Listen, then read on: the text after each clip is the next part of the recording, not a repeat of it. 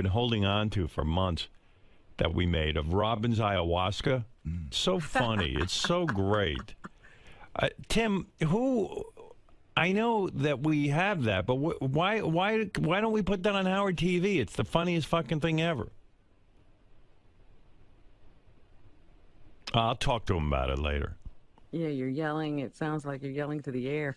Yeah, I was getting annoyed with him. I'm like, well, why are you sitting with this thing? Let's get it to the audience.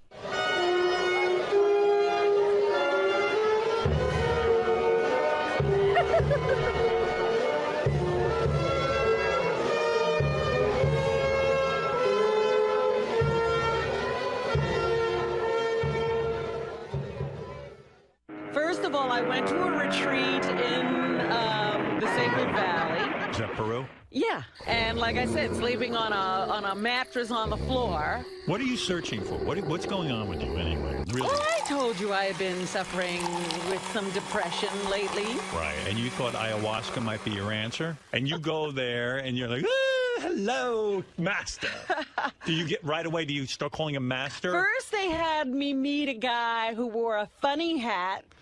And then they say, you know, we have a shaman here who wants to read coca leaves for you. Oh, God, Robin, what are you doing? What are you doing? He takes a bunch of leaves and throws them up in the air, and he goes, oh. You see how that one turned over? The coca leaves tells me I'm healthy, I'm going to have a long life, and Great. Whatever. Yeah. And he knows. You're insane. You flipped your lid. Okay, now it's time for your ayahuasca ceremony. Big deal. And you walk into this room, there are mats. Are you braless? No, you have to wear a lot of clothes. You wear a lot of clothes. The master is sitting here, and he says, sit across from me, and he throws out some coca leaves and reads the coca leaves. And then he starts talking about la medicina. Now it's time for you to take la medicina. And look at the master's fingernails. Like he's got these big, long, gross fingernails. And he's in his underwear. Yeah. And he starts laughing, goes, oh, this is going to be good. And he pours half a cup of this stuff for me. He goes, that's your dose as a first timer, half a cup.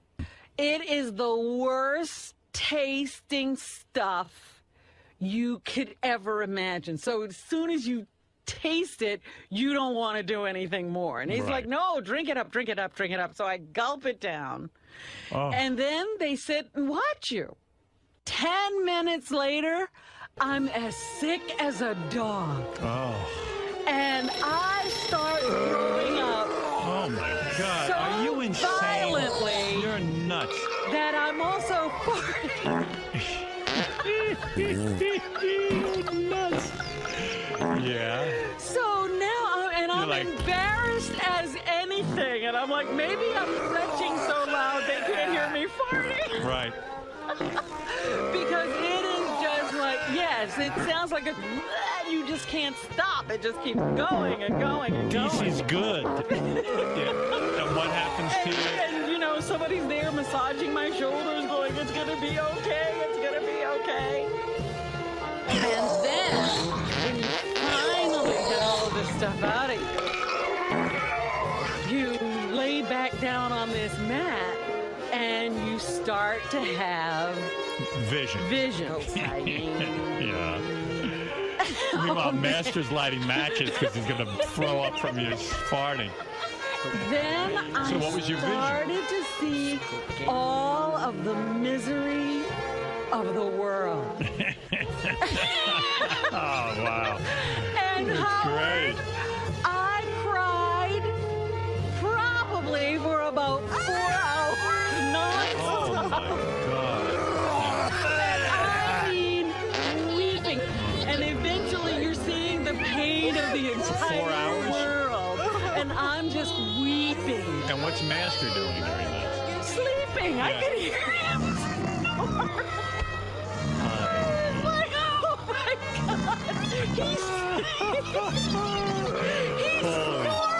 Yeah.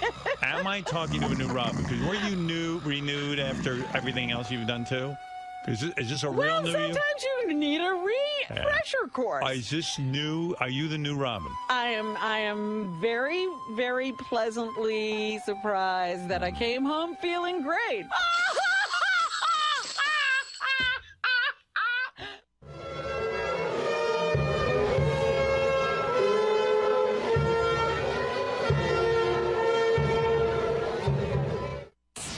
I remember going to baseball games a couple of times with my dad when I was a kid. I remember how scared I was because there were certain guys drinking beer, and I remember my dad wasn't a drinker of alcohol, and I mean rarely he'd have maybe one drink. My mom would make him a Rob Roy, and that was such a disgusting drink. I don't even know what that is. I just was so turned off because my mother spent all day trying to get it right for him, and I was like, oh, this is ridiculous. Like it's agonizing over the Rob Roy. Oh, and then he would walk in at night, and then he'd take a sip, and he'd go, yes, this is a good one. Like, I was so nervous for her. I saw how much work she put into the Rob Roy, and I was like, oh, this poor woman. Like, sometimes you'd come home and say, it's not that good. And it was like, you could just see the look of pain on her face that the Rob Roy wasn't right. And I was like, what? Fuck this Rob Roy. Yeah, isn't there more to life? Yeah, I don't know. There's some sort of chip in me that didn't get formed to be a guy. Like, guys walk in and expect their woman to make a Rob Roy, like my dad, you know, and it was like, but I was empathizing with the woman, like, oh, the poor woman, because I sat at home with my mother all day and listened to her sad stories. So everything seems sad to me and pathetic. My mom would complain that Johnny Carson was a dick because he would pass judgment on comedians. But at the same point, my dad would come home and pass judgment on his Rob Roy. On a Rob Roy. So what was she saying? Well, she knew how hard it was. Oh, my God. And she labored over this thing. 2 parts vermouth, 1 part of scotch, or whatever. Who the fuck even knows what's in that poison? And the only person who held her fate in her hand was her husband. Alexa It wasn't Hente. like she got national applause for the Rob Roy. No, Alexa Hente, the demanding one, came in. You know, and rightly so. I mean, my dad had put in a long... My dad didn't get home till 7 o'clock at night because we lived in Roosevelt, and Roosevelt's like 2 hours commute from the city. But I think my dad was too cheap to move closer to the city. You know what I mean? Is Rockville Center any closer? Because when he moved, he didn't move any closer. No, but he'd tell us his war stories. First I drive to Queens, then we get on the train. I read the paper on the train. It takes for 2 hours. I left, he'd leave work at 5 and get home at 7. And I felt so bad for him, and he was miserable when he came in the door, and Rob Roy, and then he'd pass judgment on it, and then he'd eat, and then he'd run upstairs to take a shit in the whole fucking house. But, because we lived in a tiny house. And you had like one bathroom or something? Well, yeah, I mean, they had a little bathroom. It wasn't for me. Why me? And I couldn't go outside even because all my friends moved away, and there were only black people who hated me outside the door. So I stayed home. I was just thinking the other day, we were all raised like veal. Yeah. Then I stayed locked home. in a house. Yeah, then I stayed home. You too, huh? Then I stayed home with my mom and watched her make that Rob Roy and listened to her talk about our horrible life. I mean, it was so sad. Maybe that's why you never got that male gene. What is your problem? You have no problems. My sister and my mother died when we were 9. And then, I mean, it really was a horror story, and I'd be like, oh, I guess I have no... you had your own Holocaust. Yeah. Oh, Grandma Rose lost her entire family in the Holocaust. I mean, there wasn't one survivor. And she only lived because someone took her in and hit her. What? Here, I want to give you this. This is the way you make a Rob Roy. I mean, your dad couldn't have a vodka and tonic? This is hard. Oh, it was a whole... You don't even know, Gary. It was a whole situation. Yeah, 2 ounces blended Scotch whiskey, 3/4 ounce Italian vermouth, 1 dash Angostura bitters, whatever that is. Why would you have to do that? Angostura, but yeah. Shake whiskey, vermouth, and bitters well with cracked ice, then strain into a... Oh, yeah, watch my mom do this every day. and strain into a chilled cocktail glass and garnish as you would a Manhattan with a twist of lemon or if you must, a cherry. And then I remember when she was done, it was with him, it was a lemon. She would do the lemon peels perfectly, and then she'd cover it, because she'd make it earlier in the day, she'd cover it with a piece of plastic so that, so that it would hold its, I don't know what it was holding. Did she put it in the fridge? Yeah, to chill it. So, yeah, it chilled. Oh, my God. And I was just like, this is crazy. So she was really trying to make your house like the 1950s TV show. My mom worked really hard. I mean, like, she cooked a full dinner every day. And, like, but I mean, like, went shopping all morning and then cooked. And, I mean, she put so much effort into it.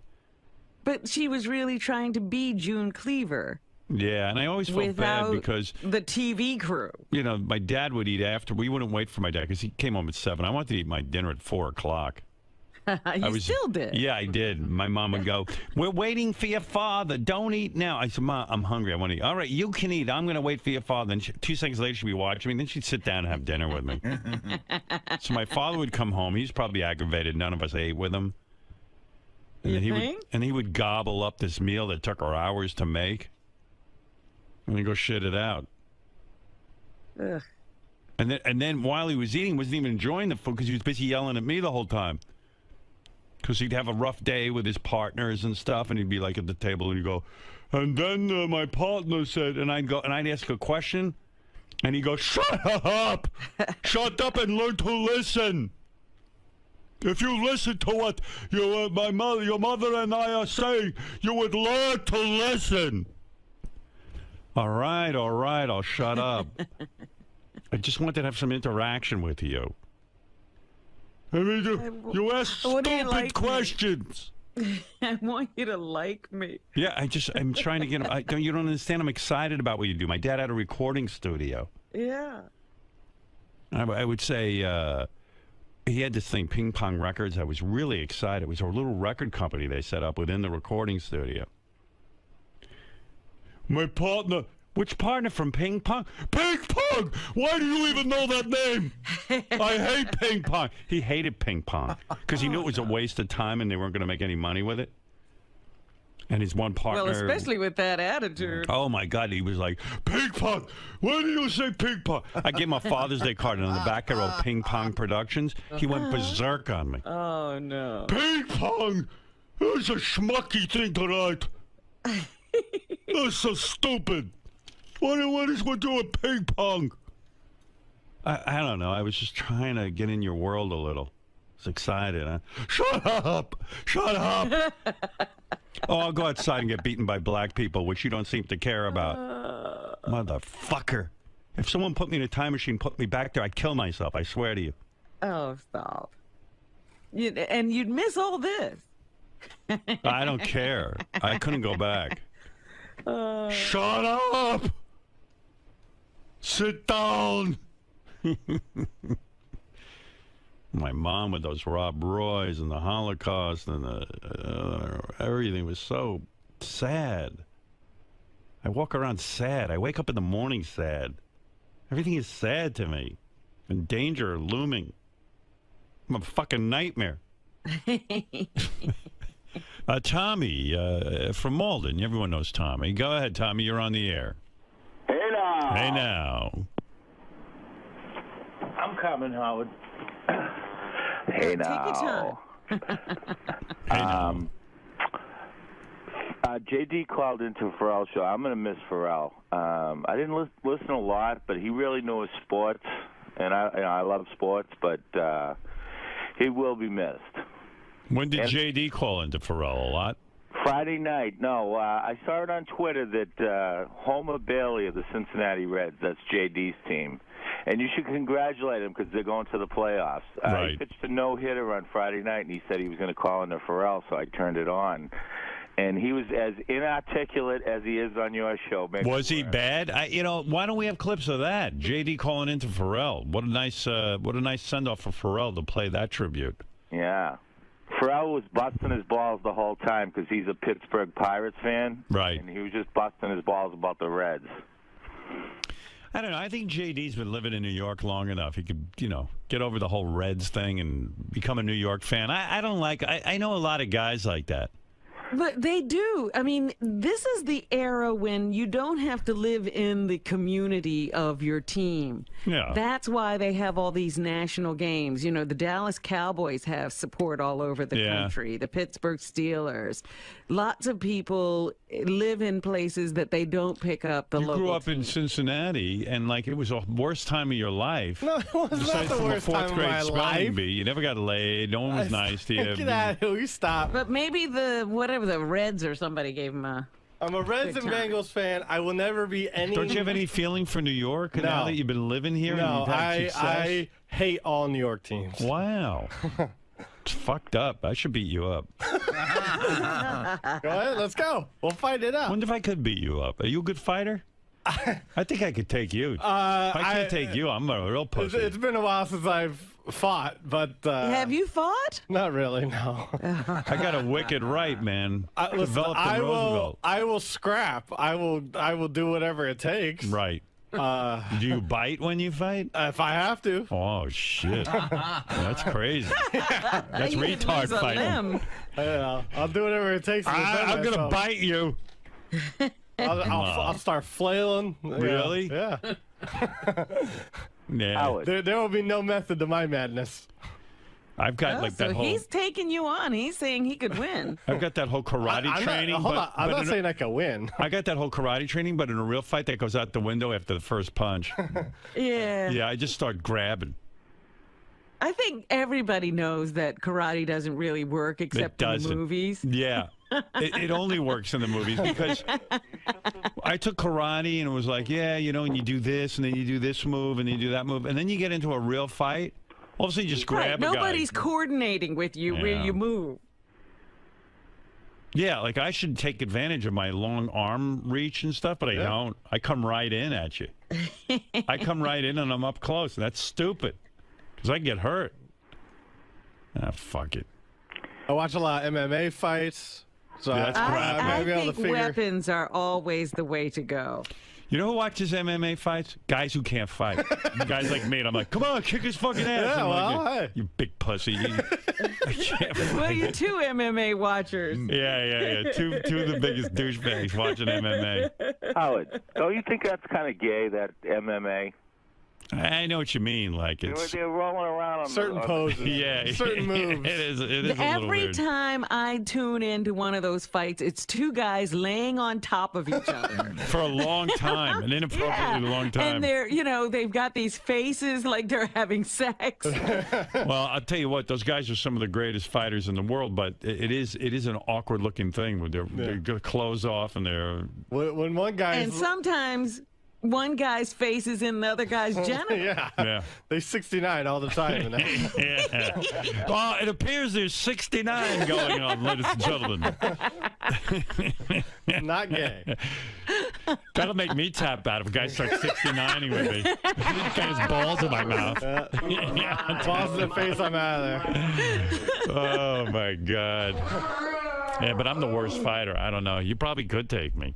Could you scrap like that? Could you roll around on the ground? With a guy? I've had like people sit on my head. I've had every single fight. I've been in every awkward position there is because growing up I had to fight all the time, always. I was constantly fighting, and I'm like not a fighter, but you had to, or else you got laughed out of school. In my school, you had to fight. You didn't have you could not, even if you lost, you fought. Because that was the scary time when it wound up on the ground. Like when you were standing, it looked like you had a chance to get away. Yeah. But once you're on the ground rolling around, it just looks terrible. Hey, Howard, did you fight back when the guy took your pants? He didn't get my pants. He threatened to get them, and I didn't have to fight that guy for some reason. Good for you. He was an idle I thought he threat. got them. He was more of an intimidator. He was part of a gang, a street gang, a very well-known street gang, and he said that I wasn't going to live till I passed 14 years old. And I was like, "Whoa, shit! This guy seems pretty wise." He says, "You're just going to get taken out." He goes, "You're a fly on the wall here. You're a sitting duck. You're not even affiliated with a gang." My school was like a prison. You had to have affiliations. And this guy was part of the 5% Nation, and that was a pretty heavy-duty organization. And he just said to me, you're not affiliated. You're not. You're a white man. You're an outsider. Yeah, you're a white kid. You don't have any group. You're a nerdy white kid in a black community. Like he even was like, "What are your parents thinking?" And he goes, "Now give me your pants. I really like them." And I go, "I can't do that." I said, "I'm going to have to fight you because I'm not taking my pants off in English class." You were like, what was that movie? Shawshank Redemption. Yeah, that was my life. And then I go home and my mother tell me how hard her life is. I go, "Why don't you open up your eyes and take a fucking look at what's going on with me? You think I'm having a picnic?" Every day when you go to the shower, it's a nightmare. Oh my God, shower. Everything was like that. I told you, I walk in the locker room, people would start throwing garbage cans over the top. And that's why I'm so fucking bitter and angry, and I'm just inside, I'm just a boiling cauldron of anger. I don't want to hear about anybody else's problems because who paid attention to mine? Go fuck off. You couldn't possibly have it that much worse than I did. I'm lucky to be standing. Do you think you were angrier when you were younger before you went to... No, all the anger came out as an adult.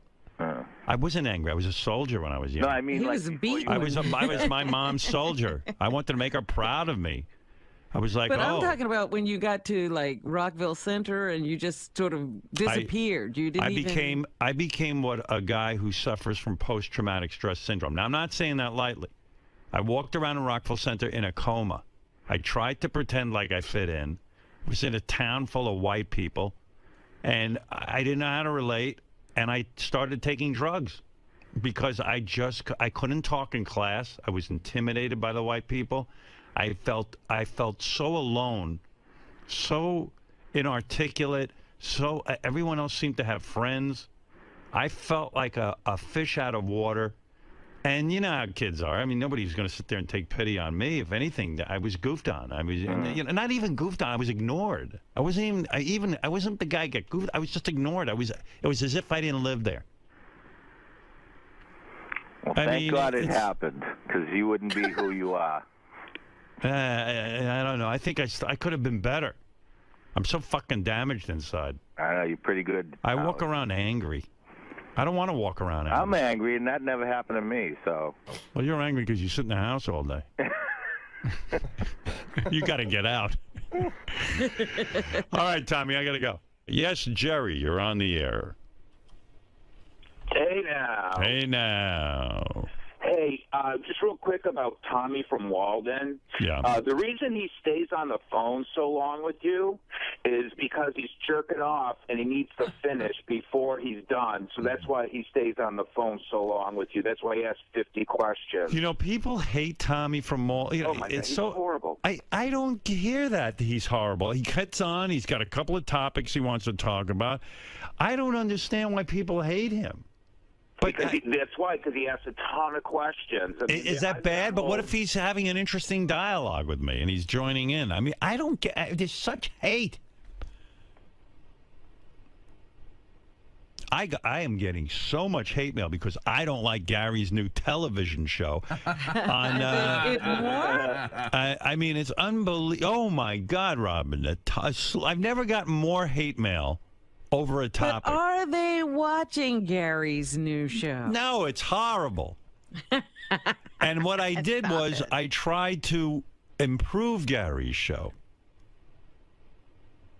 I found a way to improve Gary's show if he insists on reading his reviews of tech equipment. I can slow it down. The tech product I want to talk to you about this week But this is my worst nightmare. called Apple TV. Now, I think Apple TV is a very misunderstood.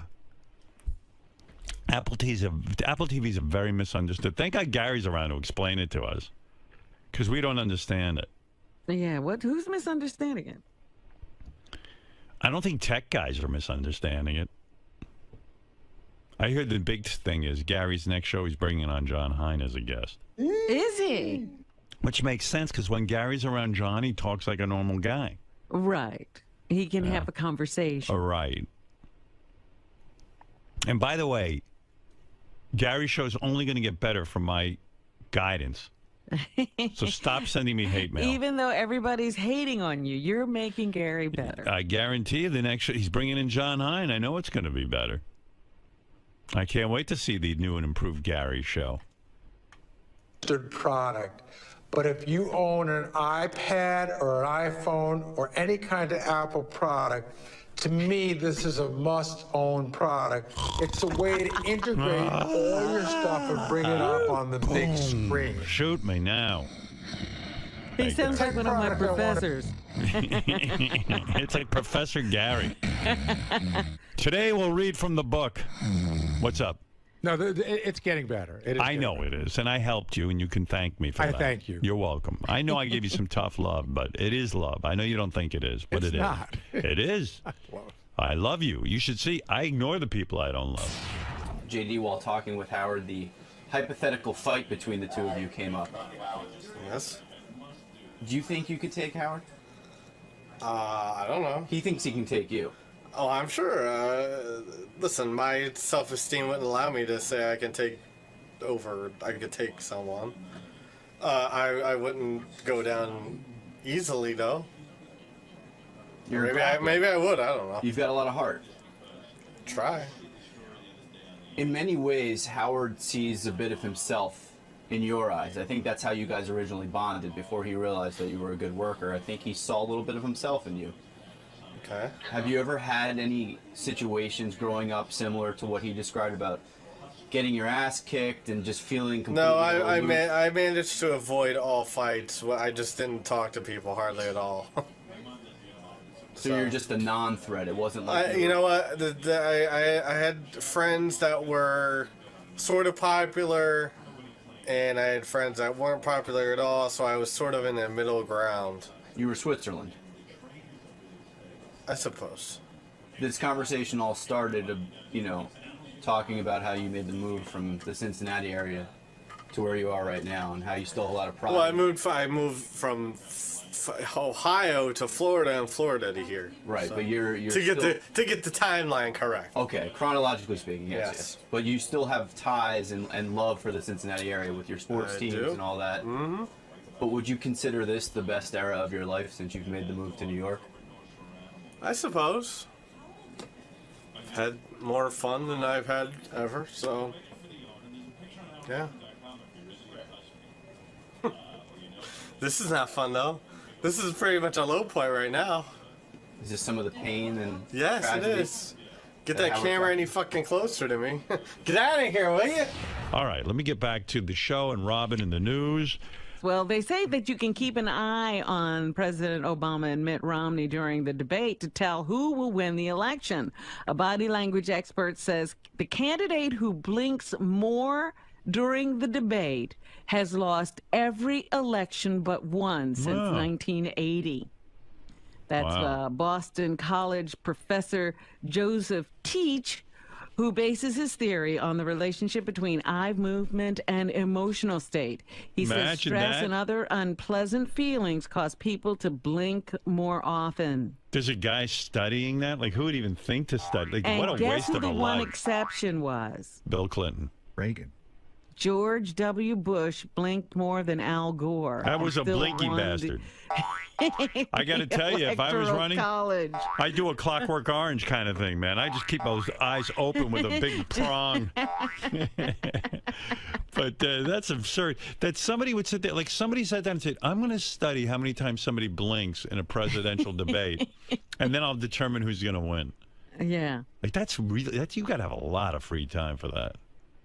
That's Or, this is the age of television and the computer. You can get all these things and you can get them done without human effort.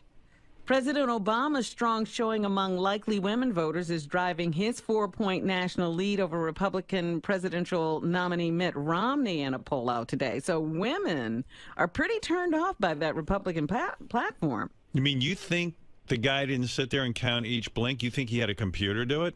Absolutely. I don't. I think he had to do it the old-fashioned way, count every single blink. We need to interview him.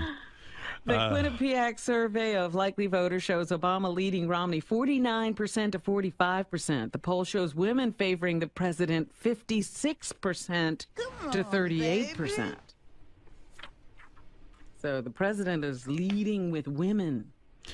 You know who blinks a lot? That guy's wife who did the study about blinking. She's like, I can't believe I married you. And she's just blinking away.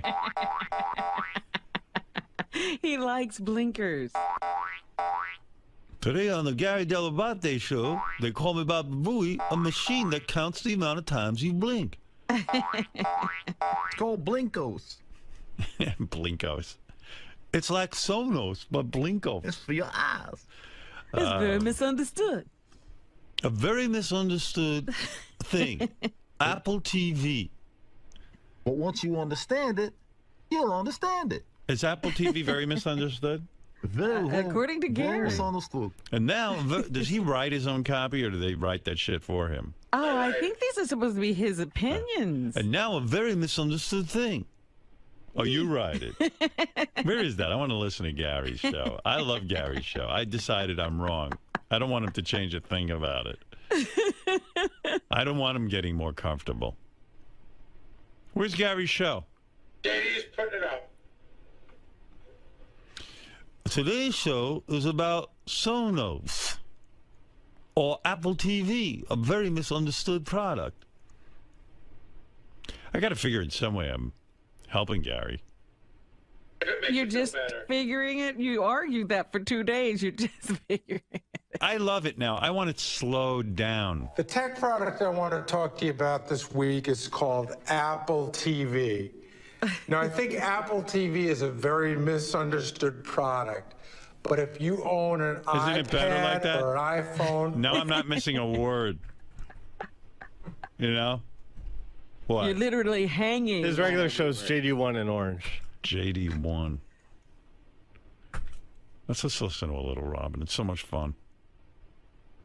You want to hear about Sonos? You want to hear about Pink Floyd CD packages, or... Ooh, that's new. Or DVRs? I bet you the DVR one is exceptionally boring. Yeah. When my kids were younger and I told them bedtime stories, I would often tell the story of a place long ago where you actually had to get up and go over Actually had to get up. And go where? I don't know. Oh, my God. I mean, if you're not going to let a thought finish, let me Hey, come on. Let me have fun. Let me have fun. Why do you have to interrupt? Don't interrupt. That's what I'm doing now. I'm interrupting your broadcast. I know, but I want to have fun with it. Story. Oh, absolutely. The TV to physically change the channel, and how there were only 6 channels. I'm not including PBS. My son... What's he talking about? The world before remotes. Oh, I'm not including PBS. Why not? Why is he not including PBS? I don't know why PBS doesn't get counted. Nobody watched it when we were kids. Yeah, but we had it. Nobody watched it. Don't interrupt. We want to try and figure out what you're talking Then why about. mention it? It existed, Robin. I don't want to be accused of false... Then I would say there were 6 channels. People go, no, there weren't. There were 7. Well, then say 7. Would look at me in amazement. He has nothing to talk about, Robin. He's trying to drag it out. I did say 7. Let's start over again. Let's see how long we can go without interrupting. Maybe Gary's right. When my kids were younger and I told them bedtime stories, I would often tell the story of a place long ago where you actually had to get up and go over to the TV to physically change the channel, and how there were only 6 channels. I'm not including PBS. Why didn't he include PBS? Oh, don't even get into it. We just went through that. But also, why is he making up stories about no remote controls for his children? I don't know. As a bedtime story. Because we didn't have, when you were a kid, did you have a remote control? Kids, I want you to know. Kids, I want you to know everything about Daddy. Hold on, Robin asked a question. When you were younger, did you have a remote control? They're perfectly good bedtime stories, Gary. No, I like to tell the kids before they have to shift gears to be a dick. Before the kids go to sleep, I like to tell them about my life, and you need that. Once upon a time, there used to be a thing on the porch called a milk box. Now, the milkman would come, and he would put milk in the milk box. And when the empty bottle would look at me in amazement and say, only 6? Well, television has come a long way. Now there are hundreds of channels with tons of great shows. So many channels and shows, it's hard to keep up. And that's where the DVR comes in. From humble origins, my first TV... From humble origins? Now, when does he use the word humble? It's humble origins. From humble origins. Wow, Oh, tomorrow I'm getting. No, this isn't fun. When Robin was on CBS Sunday Morning, we'll see if she uses every word correctly. Is there a way to turn off his mic for me? No. Oh my God! We're trying to have some fun. Can you leave? Don't you have producing to do? My fun is not your fun. Yeah, but I'm interested in my fun, and the audience likes my fun. It's not fun, Robin. He's interrupting it. I know. So much fun analyzing him. Oh, And your kids accepted these as bedtime stories? Do me a favor. Go tell the interns a bedtime story while Robin and I talk like adults. Robin's going to ask me a question. The answer is yes. I would actually goof around and tell them the story, and they thought it was funny. Here's an interesting story, kids, about what it was like for Daddy to grow up without his remote control. And now we have Sonos and misunderstood Apple TV. What was the phrase he used? Humble origin. I tell them about Dad's humble origins of not It's not Dad's humble origins. It's the DVRs. The DVR's humble origins. And I was like Lincoln because we did not have a remote. It's a single tuner with very limited space. Tuna? I love tuna. To keep recorded programs. The DVRs of today can often be the most powerful piece of technology in your living room. Oh, my God, what a show. TiVo recently released a box that has 4 tuners. That's right. You can record 4 shows at once. Oh. I have 7 TiVos in my house, but each one... I have no laugh. Bragging. I have 7 TiVos. There used to be 7 channels. Now I have 7 TiVos. Of course, I should say all of them record all the channels, including PBS, but I didn't say PBS, and one of them is Mary's DVR, but technically it is my DVR. Imagine the bedtime stories you children would be able to tell your children. Wouldn't Gary's show be a lot funnier if he was in a chicken outfit sticking eggs up his ass? Wouldn't you like that better? Daddy's a chicken. Imagine all these guys with secret lives and they're secretly chickens with shoving eggs up their ass and they got kids. Yeah, that's your dad. Poor Daddy had to watch Teen Anal on a VCR. There was no escaping Mommy. I heard a lot of guys on Wall Street when they go to their dominatrix, they like to put Gary's show on as a form of torture. It only has 2 tuners. 2 tuners. Not to be outdone, Dish Network is boasting a box that automatically records all 4 networks. Automatically records. Accords. Oh, when he reads, he has such difficulty. And how does he think this is interesting? Because It's really weird. The thing I'm talking about right now is the product you asked me about last week during the commercial. It must be boring as shit. No, because you talk during the commercial, you don't read. You just said, why would anybody think it's interesting, meaning the specific product? The way you're reading. Oh, you didn't say that. Be fair. Oh, my God in heaven. Can you fucking go away? You motherfucker. Everybody, when you fuck with everybody, everyone gets a chance. No, it's just you're sucking the life out of our fun. We love talking about you, not talking to you. We know you're the greatest. It's just that you can hear us. You shouldn't be able to talk back. Robin, watch the monitor. When we're playing his clips, Gary just gazes off because he loves the sound of his own voice. He thinks he thinks this is a great show. Fucking monitor, Jesus Christ! No, you love it. You love hearing your show. Oh my God, you're becoming a liar now. No, I see you. You're like, You see me? You don't it's see what really I'm good. looking at. I love when I read. You don't see what I'm looking at. I see what you're doing. Don't. No, I do. I see. I see what you're up to. I watch you. Watch his face when we're playing the clip. All right. He loves it. So prime time in HD and saves them for up to 8. Oh, now he's aware of it. All right. Yeah, anyway, any other news, Robin? Yes. I don't know why, but maybe Gary can tell us. People are just saying television is horrible for kids. Well, a lot of people are saying that, and now there's a brand new device created to keep your children from watching certain shows. It's a jamming device called 𝗏𝗏. 𝗏𝗏. It's a product put out by the same people who put out Sonos. It's a remote control device that is very misunderstood. that came from humble beginnings. It's a device that came from humble beginnings that is misunderstood? That's right. I wrote that myself. You know what's funny? Gary's bringing John on the show so that, to make the show better. But meanwhile, John's going to be so good on it, they're going to fire Gary and make Gary look bad. Yeah. They'll be like, hey, John, why don't you just take over this show? They say that even when nobody's watching the TV, you shouldn't have the TV on. That's right. Because even the background television can cause your child problems. When the boys were little, Mary and I would monitor what they watched on TV and on the computer. We used a very, very good device that would help us to monitor the boys' computers so they wouldn't know. Do you know the name of it? No. Gary, what is it? Go fuck yourself. Go fuck yourself. That's what it's called. Go fuck yours. Go fuck onos. Fuckos. Fuckos. It's made by the same people who make Sonos and Bonos. Banana Phonos. Mary and I were able to monitor the boys of every move with using fuckos. And I have to say, it's the single greatest reason why I'm happy to be at Sirius. Dr. Ellen Rome, a pediatrician at the Cleveland Clinic Children's Hospital, says kids under the age of 2 should have no screen time and has recommended or recommendations for older kids, 1-8. That's right, Robin. This show is not for kids under 2. Gary. Yes. This conversation doesn't seem to be going away anytime soon. What's going to be your tactic moving forward? I was surprised that he was mad that I responded, because I thought he likes when I get pissed off. And then he's like, hey man, you're ruining it. I'm like, I thought the whole point was to piss me off.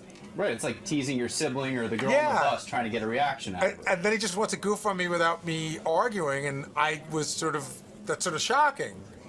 Because... I'm sorry, how long has this show been going on for before Howard started to play the clips? I mean, how long have you been taping this for? About 4 weeks. So did you see this coming down the pike, or you thought he was just going to blow past it? I thought that he would either be bored by it, because I don't think it's geared to him, or he would goof on it. But I didn't think he would goof on it to this magnitude. It's sort of a crossover. He's bored by it and goofing on it because he's bored by it. Well, if we were bored by it, he would not be talking about it. But it's probably better for him to be talking about it than to be ignoring it. Okay, so now... And he was right. On some level, he is helping me. I went to look the other day. I'll just give you a perfect example. Okay, come on over here a second. Okay. So, when I went to look at it the other day, and I think each of my shows had like 3,000 views. Uh-huh. So if I go to it now, I go to video, and I go to like, wait a second. Hey, Colin. So now you can see my first show has almost 30,000 views. My second show has 14,000. Third show has 16,000. The current show has over 20,000. So yes, he's helped me. There's no doubt. I thank you for that, Howard. So that sort of speaks to the fact that any press is good. Bad press is still good press type of thing. Again, publicity. Again, I keep saying people who watch it say, yeah, you need to work on this, a little work on that, but I like what you're saying. Will he be in your head going forward with these tapings? Are you going to hear, hear your own words coming out of your mouth? I have a pretty good idea. My own words are coming out of my mouth no matter what. I'm not, I'm listening to what he said, but it's not like he's putting words in my mouth. Are you fearful that your good friend John Hein will be brought into the ripping if he isn't strong enough in the tapings? No, the segment John and I are doing is short and easy. It's so crazy. Yeah. Like the microphones weren't working, and my engineer wouldn't come in and fix it. He was too tired. Oh yeah. That's crazy. That makes sense. That makes sense. It's funny seeing Ronnie outside. He greets you. Yeah. Because I've met him a bunch of times. I know he's small. You expect some big dude, right? No. Just very trim. Normal. Am I like the complete, everyone makes fun of me for having, Ronnie does security, but it's not like I expect him to beat anybody up. Yeah. It's just that he kind of makes sure things run smoothly, and if he sees anything weird going down, I figure he can call one of the big guys in. Right. That's the way I'm looking at it. Right. He's very lean. Ronnie did security for me over the weekend, and he does a really good job. I was very impressed. Yeah. Fortunately, nothing ever goes down. Right. You know. Thank goodness. yeah. Well, one time on America's Got Talent, I had Ronnie doing security, and Howie threw like a rubber snake, and everybody started running away because they thought it was a real snake. Right. And Ronnie ran away, too. Like all my security guys did. Like nobody came to my aid. It was really kind of weird. It was sort of like a fire drill, you know? Right. Yeah. How you been? I'm good. Dude, how old are you now? I'm 54. And you just had a baby. Yeah, Oh, he's my 6 God. months. I'm exhausted. Congratulations. Thank you. It's great. How you holding up? I can't feel old because I got a kid. Yeah. So since he's been born, I've lost over 50 pounds just by going, oh, I can't die this year. I'll give you a couple more. But it's great. We're doing sleep training, so mostly Ashley has to do it. But you wanted a kid for so long. I remember back in the Roseanne days, I know. you wanted a kid. You were trying, yeah. But in a way, thank God. Yeah, you didn't definitely. have one with Roseanne, because you guys would be locked forever. It would be horrible. It would be horrible. No offense to her, but it would be horrible. Right, because the two of you disagree on everything. Well, and especially then, during the divorce, if we'd had a kid, God knows what would have been said about me and the kid, and because everything was said, and so that's all good. And you had tried everything, and Roseanne had blamed it on you that you couldn't have. It was my fault. She was right about that. You had a low sperm count. Very low. Yes. Sperm. And I didn't think it would work with Ashley because I'd tried it 23 times, the in vitro fertilization thing with the other wives. But I thought, well, we have to go through this for Ashley, even though I know it's not going to work. Had you resigned yourself in your mind that you were never going to have a kid? Absolutely. Yeah. Like absolutely. So it was total shock when they said to you, hey, guess what? And it was shock. Are you sure this child is yours? I'm pretty sure, because, Dax Shepard offered sincerely. Dax Shepard, the comedian who's with Kristen Bell. Came over one night and said, listen, I want to do this for you. Kristen says it's okay. You could have my sperm. And I said, that's, the nicest thing anyone's ever said to me. And then I ran that by Ashley, and she's like, let's try one more time. Right. Because that could be weird.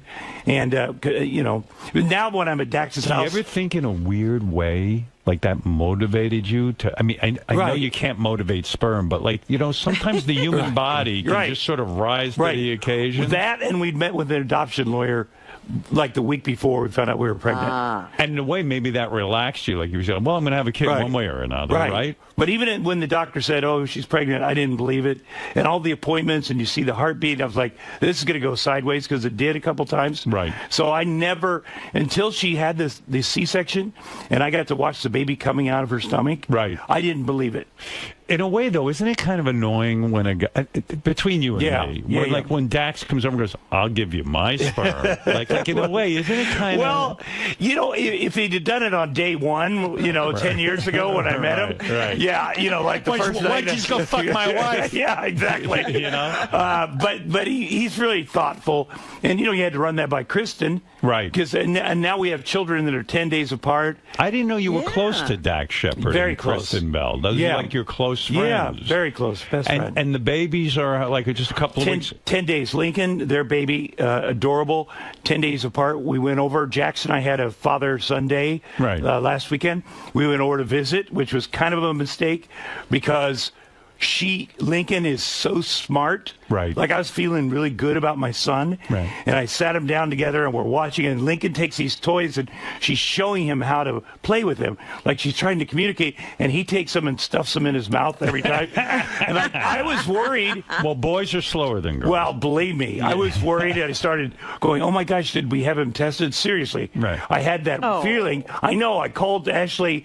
I said, I don't want to talk about this on the phone, but I'm very concerned. I'm looking back at some old pictures of him, and he does look a little odd. And I just feel like, I had a meltdown for a whole day. Right. You thought maybe he's retarded or something. I hate to say it, and it would have been fine. Right. But I honestly felt if you'd seen the two of them together, because she is so smart, and all he wants to do is eat his bottle. But Kristen Bell has said that your son is a cuter child than her daughter. Well, she is so nice. Their daughter is adorable. Looks just like Kristen. Oh, well, that can't be bad. No, that can't be bad. No, it's adorable. But my son is very cute. He's very handsome. And you named your son Jax after the character on Sons of Anarchy? But partly, I remember you were on Sons of Anarchy. Yes, I was on Sons of Anarchy. And partly that, my dad's name was Jack, and I wanted to honor him, but not too much. Okay. You know, so it went to his head. Why, because you don't like your dad that much? I love him, but I don't want to be Jack Jr. or Tom Jr. or it's whatever. Annoying, yeah. It's annoying.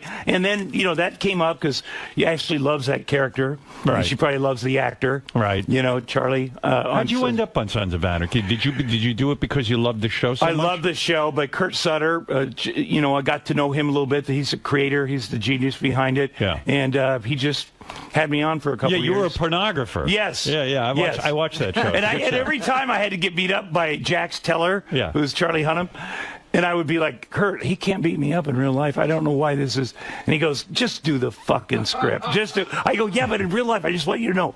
He couldn't do it. He probably could, but in my mind, I took him very personally on that show. Right. And then he finally like, yeah, we're killing you next week, Tom. So you remind me of Eric the actor. He will not play any gay characters because he's afraid everyone will think he's gay. Yeah. You're saying in real life you could beat up Charlie Hunnam.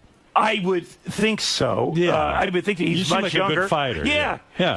But the Eric the actor thing was pretty brilliant because all actors, it was true. Everything about that was true. It was, you know, distorted, but yet I was listening to that and I thought, yeah, I've been there. Yeah. I've been, you know, in the competition and the sadness and the rejection. And do you get close to the guys on Sons of Anarchy when you're on the show? I did. I knew some before from movies and stuff. I feel bad for this Charlie Hunnam guy. Yes, the guy who he's great. Plays Jax. Yes. He was chosen to be in 50 Shades of Grey. Yes. And he just backed out. He did this weekend. Because I think he felt that so many fans were against him being this lead character in 50 Shades of Grey that he said, what do I need this aggravation for? Right. That he actually kind of got himself forced out of the role. Right. Yeah. Did you ever talk to him about that? No, but I think I was excited he was doing it because then I would actually watch 50 Shades of Grey. Right. Because he's such an interesting choice. Yeah. But I think, you know, Sons of Anarchy isn't going to be on forever. Right. Maybe another year after this or whatever. And so he's got to do something else. Right. But I think it just became so much. And I know he's naked in the movie a lot. Right. And maybe that's what would bug me if I had to take my shirt off. Oh, shirt off. But he's in shape, this kid. That's true. Yeah. It's true. I mean, if I had to take my shirt off, it'd be embarrassing. No, but it's good. But it's good. Yeah, he definitely, I bet he felt pressure. And he had to have bodyguards all of a sudden. And he likes to just live. Really? The thing, you and Dax Shepard, because you're becoming fathers at the same time and you're close friends. Yes. You both shared the same OBGYN, the same gynecologist. She's so smoking hot. She's so good, too, I just want to say. Right. Very professional.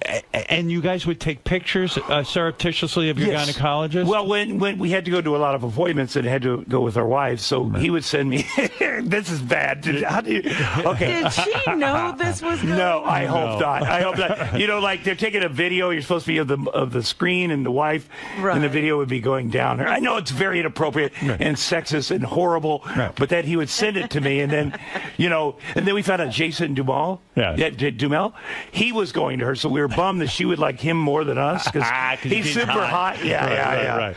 Well. So in other words, it's just so attractive, this gynecologist, that she's so beautiful and put together and so professional. There's a lot about her that's great, and she's a great gynecologist. So while she's examining your wife, you could take pictures of her buttocks. Well, that happened. I don't want Dr. 𝗛𝗮𝗄. That's her name. It's a great name.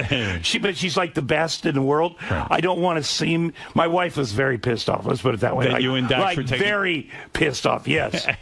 I imagine so. That's so. You guys are there because it's a beautiful time between you and your wife. Yes. The baby is coming into the world soon, and you guys are taking pictures of the gynecologist's ass. Right. Oh my God. And she's just very smartly put together too. We took her whole outfit. Right. Like one day she wore these boots that go all the way up to the knee, and I thought, well, that's a great look. It's very, you know. Yeah. So you captured it. Yeah, I captured that. And I understand you are still seeing the gynecologist even after your wife is not. I wish. Yeah. She's so good. She's so beautiful and whatever. That's so is she the gynecologist to the stars? I mean, she does a lot of people. I think she does a lot of people, but she does because she's not like they wanted a mohel to come in to do my son's, you know, circumcision. Yeah. Ashley did, and I didn't want anybody else in the hospital that had germs. And the idea of this old mohel that's, you know, whatever, he's pretty. But I had her do it.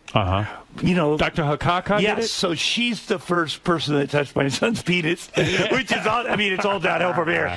But I wanted to take a picture of her for his sake later in life when I go, hey, as a matter of fact, look at this. What did beautiful Dr. woman. 𝗻𝗄𝗿𝗱 wear during the circumcision? Did she wear? Everything she has is like fitted. Right. So even her hospital stuff is like fitted. Right. So it's beautiful. So I go, I'm very attentive when she's around. I went in for the circumcision. Right. Normally I would miss that. But she's so loving too. Yeah. And she's just a wonderful woman. You have a crush on Dr. 𝗻𝗄𝗿𝗱. Well, of course. Yeah. Of course. And her husband is super smoking hot so too. Of she's- course he is. She's married. He's hot Yeah. too. Oh, Yeah. wow. Well, okay. Well, very good. I mean, it's just incredible. And you say you lost 50 pounds. I did. Because you really have to worry about your health Right. now. I mean, God forbid. I mean, you got a young child at home. Right. And you are the role model, right? Right. You're the male role model. Yes, I I assume. hope so. Yeah, Yeah. absolutely. And you want to be around. That's the whole point. I want to be around. And it's not hard. It's just that I was such a glutton before. I just eat normal-sized meals. We have a lady that brings over some food. Right. And it's been easy. People don't understand that concept. If you cut down your portions, Right. I dropped 22 pounds myself. You look good. Thank you, You look good. as you do too. And so, like how we're blowing smoke up each other. No, but seriously. But we both look horrible. Anyway, Generally, we look horrible, but it's fun. now we look a little better. But what I'm saying is, people don't realize, because someone said to me, how'd you do it? How'd you do it? Right. I said, listen, I just ate a normal breakfast. Right. Sort of like a spa lunch. You know what I mean? Like Right. Some vegetables and some fish. And then for dinner, I eat whatever I want. Right. But, nothing crazy. Right. A portion. Right, exactly. Nobody gets that. Exactly. Right. And the weight will come off. One plate. Before I would eat 2 plates. Right. Load them all up. Me too. Get ready to go through there. But also, I think that bread was my thing. So just eliminating that. And I know you don't drink, but if you have 2 or 3 glasses of wine, right, you're going to pack on the pounds. It turns to sugar. That's right. I have one glass. If that. Right. Exactly. All right, Mr. Teetotaler. I mean, exactly. don't come down to me. I don't need rehab. Exactly. Maybe 3 times I wish you did. That would be hilarious. What, if I was in rehab? Yeah, wouldn't that be great? I heard a story about you with rehab. Yeah. That you got to confirm or deny. Okay. The story was that you I guess you were in some sort of chain letter, not chain letter, but an email with a lot of people that signed on to this group email. Right. Okay. And I don't know, you got mad in the email. Yes. And you lost your cool and you called somebody a fag. Right. And Elton John's husband was in the chain. And Elton John. And Elton John as well. And in the email where you called this guy a fag, they saw it, and they got so upset with you, and they were going to kick your ass. Yes, they were. They were. Yeah. And so do you think you could kick their asses? No, there's no way they can kick my ass. I mean, here's the whole story. All right. Okay, Kevin Zegers, a young actor, very good friend of mine. Right. We met making Gardens of the Night. He's a brilliant young actor. What really movie were you making? Guy. Gardens of the Night. Yeah, we played pedophiles. He was my younger pedophile. Right. We got very close, and we also are in this new movie called The Something of Something. Anyway, it's great. You don't know the name of Downers Grove. Oh. The Curse of Downers Grove. Right. Which comes out this year. It's very, very good. Okay. Brent Ellis Easton or Easton Ellis wrote it. And anyway, so did you read the script? I did. Well, Okay. no, not really. But it's great. And Kevin's one of the best young actors are. Anyway, I'd been in rehab. I had all these surgeries. Right. But because of the surgeries, I was still on medication. This is in January of 2011. So really, I owe Elton John and his husband, David. Is it David Guest? David Guest. David I don't Guest. know. David Furness? Yeah, that's it. David 𝗛𝗏. Yeah. David Guest was Liza Minnelli's husband. They're different guys. Oh, okay. I just realized that. Anyway, now he's probably super pissed now. Okay. I don't even know his name. But go ahead. I'd been to rehab, but I still had to take medication because I had this open thing they were going to do surgery on, and I was funky. And I just got back from Hawaii, and I had to take sleeping pills. I had whatever, and I was you know, it was funky. And so I'm on the internet, and it's Kevin Zegers. Somebody says, we're planning a birthday party for Kevin. Do you want to be involved? I'm like, hell yes, hell yes, hell yes. And then we're back and forth on the internet. All of a sudden, Kevin comes on and says, listen, I love you, man. Like, very seriously, sincere. And I just wrote back fag in big letters, which I know is inappropriate. Right. But I apparently hit send all or reply all. And the next thing I know, Elton John's husband is like, I'm going to kick your fucking ass, you fucking fat, sweaty motherfucker. I'm coming over there. And I'm like, well, fat, fuck. sweaty. First of all, who the fuck are you? Right. And shut the fuck up. Anyway, my wife realizes this is going on. This is the middle of the night, by the way. Right. She comes down and says, oh my God, that's Elton John's fucking husband, and you're going to fight him? I go, fucking yes, I'm going to fight him. Oh, she goes, you said fag. I said, I didn't say fag to him. I know it's inappropriate. I'll never say fag again. But now, seriously, I have to fight this guy. And she was like, that is it. You're going into detox right now. So literally, I was like, okay, fuck. Okay, I'll go into detox. So I went right. So they saved my life, really. Right. And I heard you checked into rehab, that you didn't really need it that badly, but you figured if you check into rehab. Right, that's true. They would get you get off the case, and then you wouldn't get like targeted by the way, I did the lamest lame addict thing. I wrote a letter and said reply all to everybody like, oh man, I don't know what's going on over here, but apparently somebody wrote fag from my account. I mean, it's such a lie. Such a dirty lie. Yeah, I don't know what's going on. They hacked in. Yeah, they hacked in. Anthony Weiner said that. That's right. So I immediately went to UCLA and went to detox. Good. Yeah, just to get it, just because I didn't want it. Because Elton John is super fucking powerful. This guy there, his husband. Oh, yes. If you get on Elton John's wrong side. Right, you're out. And he starts going around Tom Arnold. Yes, he said fag. Oh, my God. Yeah. I did not let you wait say. a minute, Tom. Yeah. I got to go back for a second. You had the ileostomy? Yes. And you got messed up on drugs again? Well, while you were recovering? Yes, after when they went to seal me up, after I'd been on the wound vac, I had this open wound that had to heal. They took down the ileostomy. I got MRSA in the hospital. So they had to open up this big, what the hell is MRSA? MRSA is a horrible staph. Yeah. Infection. A strep infection. A staph infection. Staph? Yeah, it's bad. Yeah. It's bad. It's come back since. I had it this summer and they had to cut it, but everything's fine. Oh, it's fine. A lot of football players are getting it now, so it's very popular. You're falling apart, for God's sake. Yeah, exactly. You really are. Exactly. So, did you bring your son, your new son? Yes. To Arnold. Arnold Schwarzenegger is still your best friend, right? He came to the hospital on day one. Oh, no kidding. He is so good with the baby. He's so loving. You can tell he wants one, and he just loves him. Right. And then didn't he just have one with the maid? But I think it was that like one he didn't really spend that much time with. Well, you don't know. You don't know that. I promise you, whatever he's doing is the right thing. Right. And so first of all, Ashley would never leave me alone with the baby. She gave me 2 hours one day. I'm with the baby. I'm watching his crib. I'm doing everything right. He's crying, but he's sort of frustrated. Right. Like his arms are up, like I'm frustrated with the world. And I just watched. I wanted to take it in. My son is frustrated. I get that. I'm taking it in, and all of a sudden I hear, pick him up. And I'm like, who the fuck is talking to me?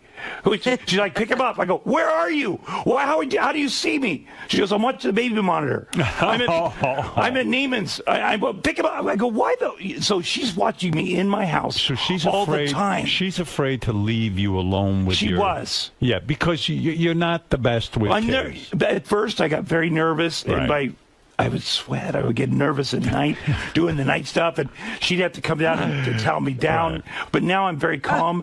So 2 weekends ago, I talked her into leaving the house for a weekend, which is the first time she's been away. Wow. She went down to Laguna, to the Montage, and the first trip we went over to Arnold's. Right. I packed him up. I did all the stuff. I got Put him in the car seat. Call Arnold. I'm coming over because come over. It had to be quick. And we pull up, and it's a bunch of bodybuilders are there that day. They're always there. A bunch of bodybuilders. At his house? Yeah, they hang around. They're in the front yard, which is unusual, with Rolf Mueller, who's about 6'8", 350, one of the biggest men in the world. Young bodybuilders. Younger than him. They all hang out with Arnold. And they wear Speedo underwear, not even Speedos. Yeah. But that's what they do. So wait, you ring the bell. You're there with your the kid. gate, yeah. You ring the gate, and then when you go into the house, like it's just a bunch of almost naked guys. They're actually outside, and they lead me in. Yeah. Yeah. And they're all pumping iron. They're pumping iron, and they're doing stuff. And they're smoking stogies in their underwear. Yeah. It's so fucking weird. Don't you think that's the? I mean, you know that's a weird scene. It's weird. That's a weird scene. It's a weird scene, but then I thought, well, maybe it's me that's weird. But you know, Jax loved it. You know, Jax loved it. Jax doesn't know what. Hey, it's a bunch of guys in diapers. Just like me. Oh my God! It's the weird. Every time you go to Arnold's, it's so fucking weird. There was no women, but one guy, Greg Dunn, wears an apron, like he serves Arnold, like he waits on him, and Arnold says it looks more official if he wears it. Like he's not fucking with him, like he's serious. What is going on over there? I think he's just trying to live the life. You know, that's what they do. The life of what? Of a bodybuilder? The king of the king. You know? Do you feel like compelled to strip down to your underwear, like in a weird way, like you're the only guy wearing clothes? No, but he had also. And Arnold's in his underwear too. Well, no, he's got short. He doesn't have quite the short shorts. Right. And he just had I shouldn't say this, but a little hernia surgery. Oh, I didn't know that. So which I had too, the same thing. So we're comparing wounds, and but I didn't know that, and I threw Jax to him, and he's like, oh, you know, it's like, what a motherfucker. Couldn't do it. It's like the world's strongest man can't even lift a kid anymore. Yeah, but he can't. But you could tell he was struggling, but he did it. Right. And he's in great shape, and he's filming action movies all over the fucking world. You know, I'm in the fucking Bulgaria with the goddamn wound. Yeah. You know, but he's fantastic, and you can see him with the kid, like he just loves it, and he gets his big meaty fingers on him, and he's bouncing him off the couch. I'm like, holy shit. What's he doing dating wise? Is he like over the whole Maria divorce and all that? I don't. You never bring it up? No, but we had a fundraiser. Well, oh my God! This is a guy who couldn't keep his hands off the maid. He needed it. Well, I don't know if his hands were. So on wait, him. you had a fundraiser? You were saying very nice for his after-school programs, the After-School All-Stars, and we're doing this thing where we both get up on the mic, and it's people have paid like $30,000 to play poker in his house, like businessmen, rich dudes. This is for charity. Yeah, it's for charity. It's all official, and then we start going back and forth in front of people, and he, this is the man that boned Roseanne, you know. And I'm like, what the fuck are you talking about? And Maria's picture, so like there's an Andy Warhol, right the fucking, she's like staring at us, right? I don't have my goddamn ex-wife's pictures all over my fucking house, weirdo. That is weird. Yeah. Right. Yeah, so anyway, we start this, and it gets really mean between two of us, and the businessmen are stunned. Right. Because they were like, what the fuck is going on? And then it's back to normal. But that's sort of what we do. We do our little... You go at each other. Yeah, you go at each other. You're like an old married couple. Do you joke about the maid with him? No, that you don't joke about. No. Right. I know, but there's a lot of looks. I have to say that. Yeah. I go, you should have... Hey, you know what? Stranger things can happen. There have been rumors that Arnold and Maria will get back together. I mean, I don't know. I would love, that's your hope. You know, I want him to be happy. I want her to be happy. I would, if I was her, I'd be dating. Right. That's just my opinion, because that would fire things up a little bit. Right. And I know Bobby Kennedy said the same thing a couple weeks ago on TV. He's trying to find somebody for her. And I know the family is, because she's a beautiful woman. Right, yeah. She could date like a younger guy. Right. That would fire Arnold up. Right. Get that out of her system. Seriously, that's what she should do. Yeah, because he needs to be jealous a little bit. Right. But then again, he probably like it. He's like, let's get that motherfucker over here. Right. Yeah. Well, it's so funny. Like, Arnold is such an interesting guy. He is. Like you go over there and like guys are all like shaved down in their underpants, and like that seems like such like it's almost like that's what you'd expect at Elton John's house. Right. Though it's very similar. And even if you read his books, it's all about going in the forest with these guys and getting some meat, and we're naked and we rub each other down. He has a product that I'm involved with called Muscle Farm. Right. And it's the first time he's ever put his name on a fitness supplement product. Right. And so we're pumping that up. You guys are working on it together. Yes. Yeah. My brother. Interesting. It's unbelievable. But you talk about your life. Sometimes I think you have the most interesting life out of anyone in Hollywood. I was looking at. You ended up in rehab at one point with Lindsay Lohan. Yes. And you said something remarkable. What? that she has her own tanning bed. Well, here's the thing. Yeah. In rehab, let me just explain. And Lindsay has been very open about this, so I don't want to. Right. You're not telling anything. I'm not telling anything. I wouldn't do that. It's inappropriate. They had the regular rehab, and then they had the medical unit at this place we're talking about. And I was in the medical unit because I had this open wound and this wound back. And then she moved in next door to me in the medical unit. And I said, well, what's her medical thing? And they go, well, she brought her tanning bed. So she had to be hooked up to the special electricity. Jesus. That's for real. Oh, my Why? goodness. Why would they allow that in a? This is in the rehab. Yes, it's in a real, legitimate rehab. But I thought like going into rehab. You know, I don't know anything about rehab. But I don't know the process by how someone gets sober. Yes. But like it would seem to me that you're supposed to be humble in there and not worry about your personal appearance all that much. Like the best thing for her would be to get out of the fucking tanning bed for a few weeks. I think it's the idea of getting. Sometimes you got to get people in there. Right. And I noticed that they were sort of breaking. They were doing that with me too. Right. Getting me out of my room, getting me to go to the meetings. I was very ashamed because at the time I had a colostomy bag. Right. And this wound vac machine attached to me. You don't but feel eventually like being I got around out. people. Yeah, you don't want to be around people, and you don't want to go to the groups and everything. But I saw her start going and participating, and then her fucking dad showed up there out by the gate and was protesting, and she's in the middle of doing great work on herself, trying to get well, and her crazy fucking dad is down by the gate. Right. So, you know, it's just so weird. Yeah. You must have seen it all, man. Yes. That's unbelievable. Yes. But the tanning bed You've is... got several books. She's in not you, tanning. right? Yeah. You got to write the book. I got to write another book. You got to write another book. I You got to do. write another 5 books. Yes. But I mean, it is crazy how everything happens around you. Right. You know? Yeah. Like you're there. Yeah. She didn't really have a tan either. Right. You know, she's sort of light-skinned. I know, that's what I thought was weird. Yeah. Like I've seen her in pictures. She doesn't look all that tan. No. What the fuck could that be? I don't know. And what does it cost to bring a tanning bed into a hospital? That's true, but she brought it from home, so it's something that travels with her. It's her Pretty bed. crazy. So you're doing a new movie. Yes, I did. That's what you're promoting. Yes. You got this movie called 𝗪𝗪𝗄𝗿. Yes. Which sounds very anti-Semitic. It is. That's what the reviewers say. Yeah. Oh, they do? The critics. Yeah. The critics have said it's anti-Semitic. Yes, but let me just say they're not Jewish. Right. So no, it's fun. It's about Jewish women, I think, a lot, and it was an off-Broadway play. I like when you review your own movie and you go, I think it's about. No. Yeah, don't you I have know? my notes Have you here. seen the movie? I have seen. I did. No, watch why it. do you have to have notes about the movie? Well, because I want to tell you the history. It's an off-Broadway play, the longest-running one ever. Okay. That these guys, Brian Fogel and this other guy named Sam Wolfson, they created it. Brian directs it. It's great. It's got a great cast. I'm in it a little bit. Yeah. Cameron Manheim and I are parents to Jamie Lynn Sigler.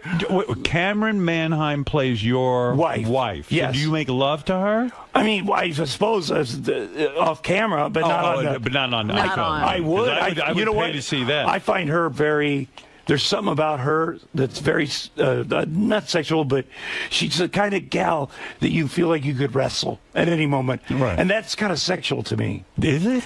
I know. You got to be there. It's like Rhea Perlman. Many years ago, I did a movie with Rhea Perlman called Carpool, and one day she came up to me and started just tearing me a new asshole because I was late. Right. And she was like, and I was the star of the movie, and she was like, God damn it, I got to get on a plane, go see my kids. And she was just tearing me an asshole, and all of a sudden something struck me like, this woman is fucking sexy, man. There's something about her. Do you think that was Roseanne's appeal to you? Do you think why, in a way, you were so attracted to her because she's a large woman who was like very forceful and would boss the shit out of you? I don't think it was the size, although a lot of the women I grew up with are big. Yeah. Her confidence. The fact she would bust the shit out of anybody. It's not just me. Right. And she had total confidence in her body. Like she was at the Miss Universe pageant performing like in the 80s. Yeah. And she came out on stage with a bikini on. Like, holy fuck. I know it looked terrible, but the fact that she had the balls to fucking do that. That turned you on. Well, I just was like, this, it does turn you on. I mean, because your wife now is so demure. Yes, she is. I see. Yeah, but she's tough. She breaks my balls. When you were trying to get her pregnant, wasn't she going to psychics and all that shit? Yes. Lighting candles? Yes. Did that drive you crazy? Because you know that's all bullshit. I know. Right? I know mean, it is. So what do you do when she starts doing all of that? But, at first I fought it. but she was literally going to 9 different people and like this rabbi psychic and this whatever and this, and we had this room full of statues and candles. But then I thought, well, this is what she holds on to. This is like her AA. Right. You know, this is what calms her down. And so Mike Myers, I did a movie called Superbench, and Mike directed it. And it's about Chef Gordon. It's a documentary. It's great. And about, you know, last year he called me and said, you know, I'm sending, and I hope this is appropriate. He said, stay on the phone with me for a minute. I'm sending you some green energy, and you're going to have a baby. And I thought, all this shit I've done with Ashley, I'll stay on the phone with Mike. Right. And so I sat there and I You said, should have hung up. Well, I kept saying, am I still getting it? You know, because it was a long pause. Right. He goes, just a second, a little more. And so I got it, and literally a week later we found out we were pregnant. So Mike Myers, green energy. You're on the phone with him. He says, I'm going to send you green energy. And I said, good, great. He goes, no, you have to stay on the phone. Is everyone in Hollywood crazy?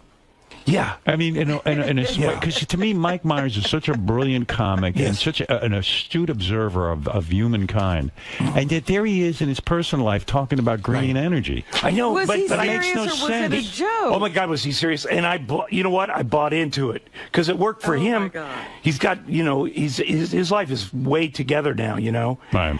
But I thought, well, I'll stay on the phone with him. Like, how long, you know, I didn't know when the green energy was done coming. And he's quiet when he's giving you green energy? Yeah, he's quiet, and I tried to get off, and he's like, no, we're not done. I go, okay, let me. How long were you on the line receiving green energy? Probably 6 long minutes. Quiet? Quiet, I know. And it was weird because I love Mike Myers, so I want to do what he wants me to do. Right. But I also want to receive the green energy. And so I was like, okay. And he's totally sincere. That's the thing. Yeah. So I don't want to, you know, the fact that he took 6 minutes to send me green energy means a lot to me. Oh, and did you say to him, listen, Mike, no offense, but I've never heard of green energy. What is it? Well, I didn't want, I pretended I had because I don't want to seem stupid. Yeah, so I was like, yeah, I got the green energy. But a lot of people in Hollywood think that they're healers. And Right. you know, like Travolta supposedly now with the Scientology, he thinks he's a healer. Right, but that's his in. That's like us guys. I'm good at back rubs or head scratches. Yeah. But he wants to get laid.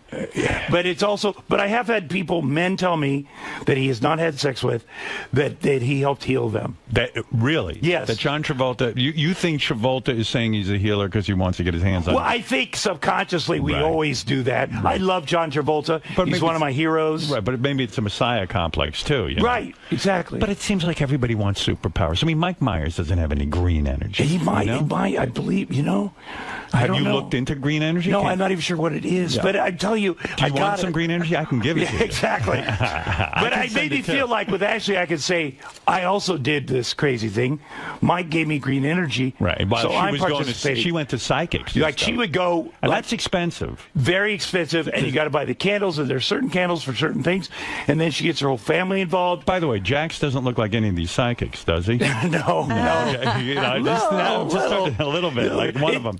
I have to say that he does look so much like me, and I wouldn't have cared if he I didn't. heard that, yeah. But there would have been a moment where, and we were talking about this last night, I said, even if you had used somebody else's sperm, okay, even if you had, it would be okay, and you could tell me.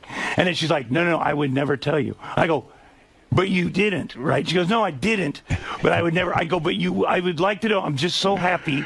So she goes, people are probably saying that because he does look a little like, you know, he could. So you could. All babies look like Arnold. But when yeah, exactly. Yeah. But when I love that story. How you used to go over to Arnold's house and you'd see the maid there, and sometimes the kid, you know, her kid would be there, and you'd say, and you'd tease Arnold and say, "Hey, Arnold, that kid looks just like you," and then he pulled you aside and said, "Hey, shut the fuck up." Yeah.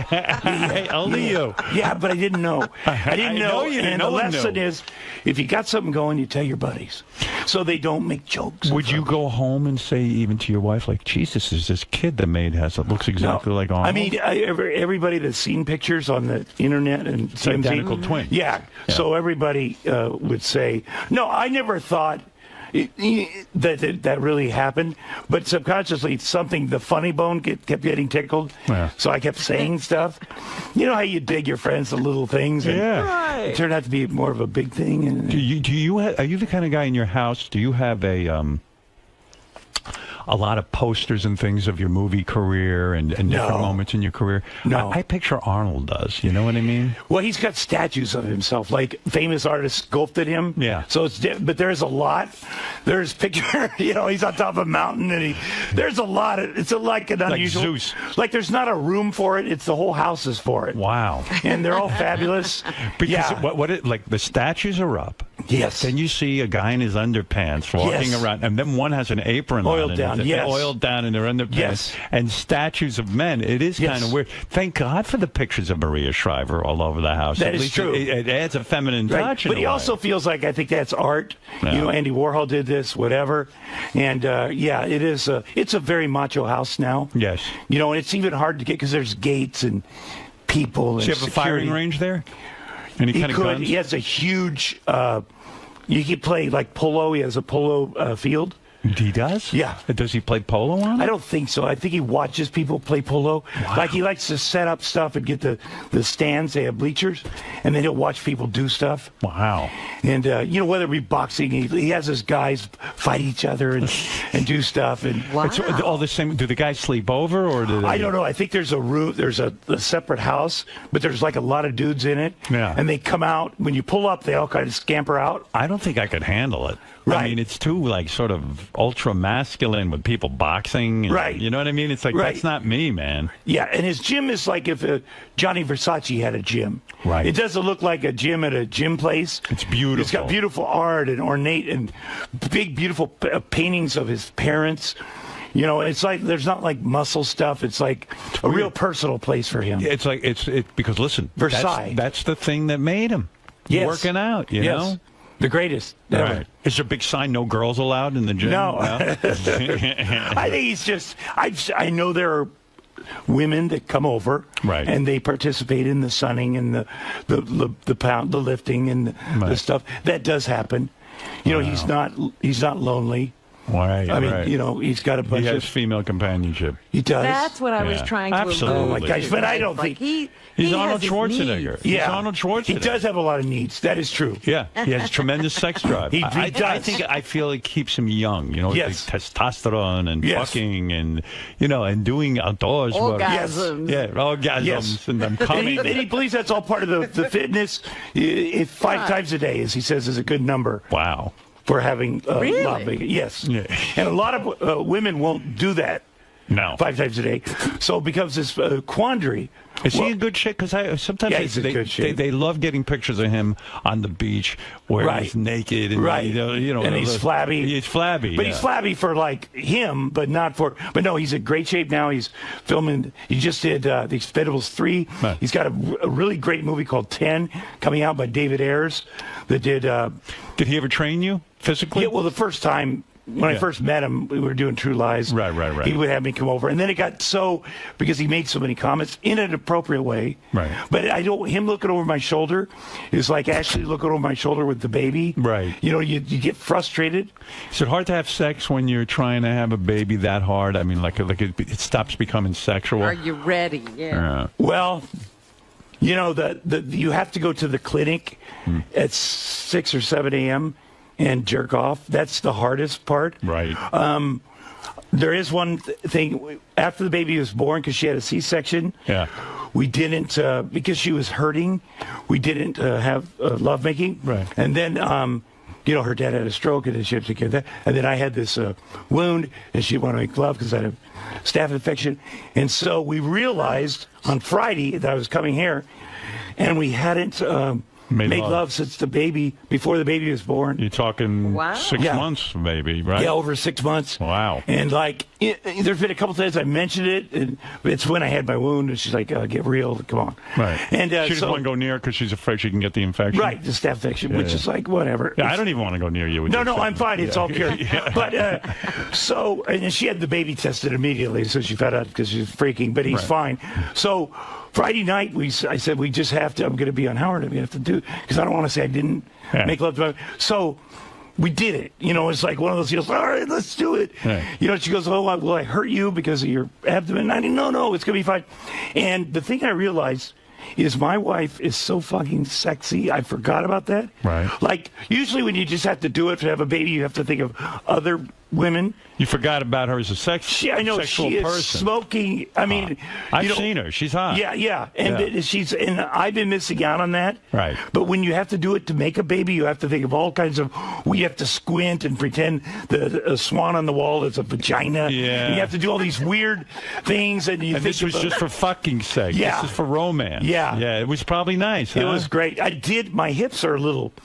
The outside of my hips So are what did you very do? sore. You didn't come for 6 months, or did you jerk off? I did. I jerked off. You jerked Not off. like I used to. Right. You know, Well, I you're just a dad would pace now. myself. Yeah. But by the way, if you have a small penis, not jerking off makes it a little bit bigger because you're sort of almost ready to be aroused at all times. Yeah. So I think about that too. Right. Because, I want to be, you get that half sort of a boner. See, I got a small penis, and I always think if I jerk off, it'll start to stretch a little. That's what I agree with that part too. Right. By just yanking on it, literally pulling it like a muscle. Yeah, constant usage might make it stretch out a little bit. A guy that Arnold knows put a dumbbell on his penis and would sit on that chair, and there's a hole in the chair, and then he stretched his penis out with a dumbbell. He thought that worked. And did it work? He ended up having a rupture in his penis, and he had to have a surgery. Yeah, I mean, people do crazy things. Yeah, it was a terrible thing. Oh, my. Did Arnold laugh at that? Yeah, he thought it was hilarious. He encouraged it. Oh, my God. What a life. Well, the new movie is called 𝗪𝗪𝗪. 𝗪𝗪𝗪. Yeah, you could see it on demand. It's on iTunes. Courtney Mizell produced it, this great producer, Tucker Tooley. They're wonderful. Jennifer Love Hewitt is in it. Wendy Malick. She looked good. She looks great. She looks good. What's that, Robin? He's got notes. He doesn't remember. Well, I don't want to let anybody down. Andy Fickman. What is this, the Academy Awards? You actually wrote it. No, you can use your notes. Rita Wilson is in it. She's great. Tom Hanks' wife. That's right. Yeah. She doesn't even have to work, but she does, and she's funny. She loves it. She's kind of nasty too. I like it. Yeah. Where she says bad things to you. Well, there's something people just nasty sexy about her. Do you ever think it's you? Do you ever think it's like? I always think it's me. I think you're the nicest guy, but maybe you're annoying or something. I try not to be. Right. And I go to those parties, and I'm like, oh my God. I always liked you on that sports show. I love doing that sports show. Yeah, and then they fired you? Well, they couldn't afford to do it because nobody was watching. Oh, it got canceled. It got canceled. But now they have a new network, Fox Sports 1, and maybe I'll get back on there. Yeah, I always liked you on that. I think you're terrific. I loved doing that. I loved it. You were terrific. It's great. Tom Arnold, in addition to being a new father, is also in 𝗪𝗪𝗪𝗪, which is in select theaters and video on demand now. And as Tom says, Jennifer Love Hewitt, cameraman, I'm very sexy, very, very powerful. Very sexy. Peter Stormare. I don't even know what he said. A lot of things were said. Yeah. Nicolette Sheridan is in it, I think. Nicolette Sheridan. Yes. Yeah. Oh, I used to. This movie, just get it. Really? It's amazing. And you say it's anti-Semitic. I like anti-Semitic movies. Yes. But it's not. It's just Hitler's favorite movie, 𝗪𝗪𝗪𝗪. But it also makes fun of, like Jewish women when they order food. Right. They can never just fucking order food. I know Ashley can. Yeah. They send it back. They go to 𝗪𝗪𝗪𝗪beautiful.com, and that's our site that has the trailer. 𝗪𝗪𝗪𝗪 is vaginabeautiful.com? Because I play a vagina doctor in it. Oh. So I do gynecologist. Vagina doctor. But I specialize in vaginal You would never know he just had a baby. Yeah. I mean, a vagina doctor. Well, but I specialize in vaginal rejuvenation. Oh, yeah. So that's why. So vaginabeautiful.com is a great site. Right. And you can see everything about the movie. How you doing with Rosanna? You guys friends again? You know what? I heard you had a Twitter feud. You know what? We did have a Twitter feud. It was I had tweeted something innocuous, which was, I cleaned out my garage. I hope does Goodwill want 25 remote controls, old phone chargers, and my wedding videos, my old wedding videos. Right. You meant it as a joke. A joke. A day later, she writes back, "What the fuck is wrong with you? Like, seriously?" On Twitter. Yes. Right. In front of so everybody. the whole world can read. Yeah. I write back, well, you can still buy it. It's $1. if you want the videos. She goes, then she writes, my goddamn kids are in those videos, whatever. She didn't realize it was a joke. Right. Yeah. It went back and forth, back and forth. And by the way, you've been, how many times you've been married? 4. Yeah. So you have a lot of old wedding That's what videos. I said. It's not even Why do you think necessarily it's her. you? It's not about you. It's very narcissistic. So we went back and forth, and now people are joining on, and it's live, and finally, she finally realized it was a joke. Right. And then it was ugly, and then she said, "How's the baby?" And then we had this sort of weird talk about how cute my baby was. This was all on Twitter. Yes. But the best thing that happened. You too. She wrote me, tweeted me direct message a week ago, and this meant the world to me, I have to say. She asked me to read her script that, put notes on her script that she's doing for NBC. Right. Which is the biggest honor. Yeah. Which is such an honor considering. Roseanne's coming back to sitcom? Yes. That's big news. Yes. But the fact that she would ask me to, after all we've been through, it meant so much to me. Did you make notes? She hasn't sent it. But the fact that she asked me, I'm sure it's a 3-step process. Right. I said to her, this means so much to me. I remember in 1986 when you read my first script and how my spine was tingling. You worked on Roseanne. It was a big deal. Yes, it was good. We were good at that. Right. We were really good at that stuff. Yeah, so maybe that's it. Maybe you'll go work on her show. That would be amazing. That would be amazing. No, but I want to do that. Yeah. That'd be great. Well, That's a big compliment. Well, let's just say Tom Arnold's career is on fire.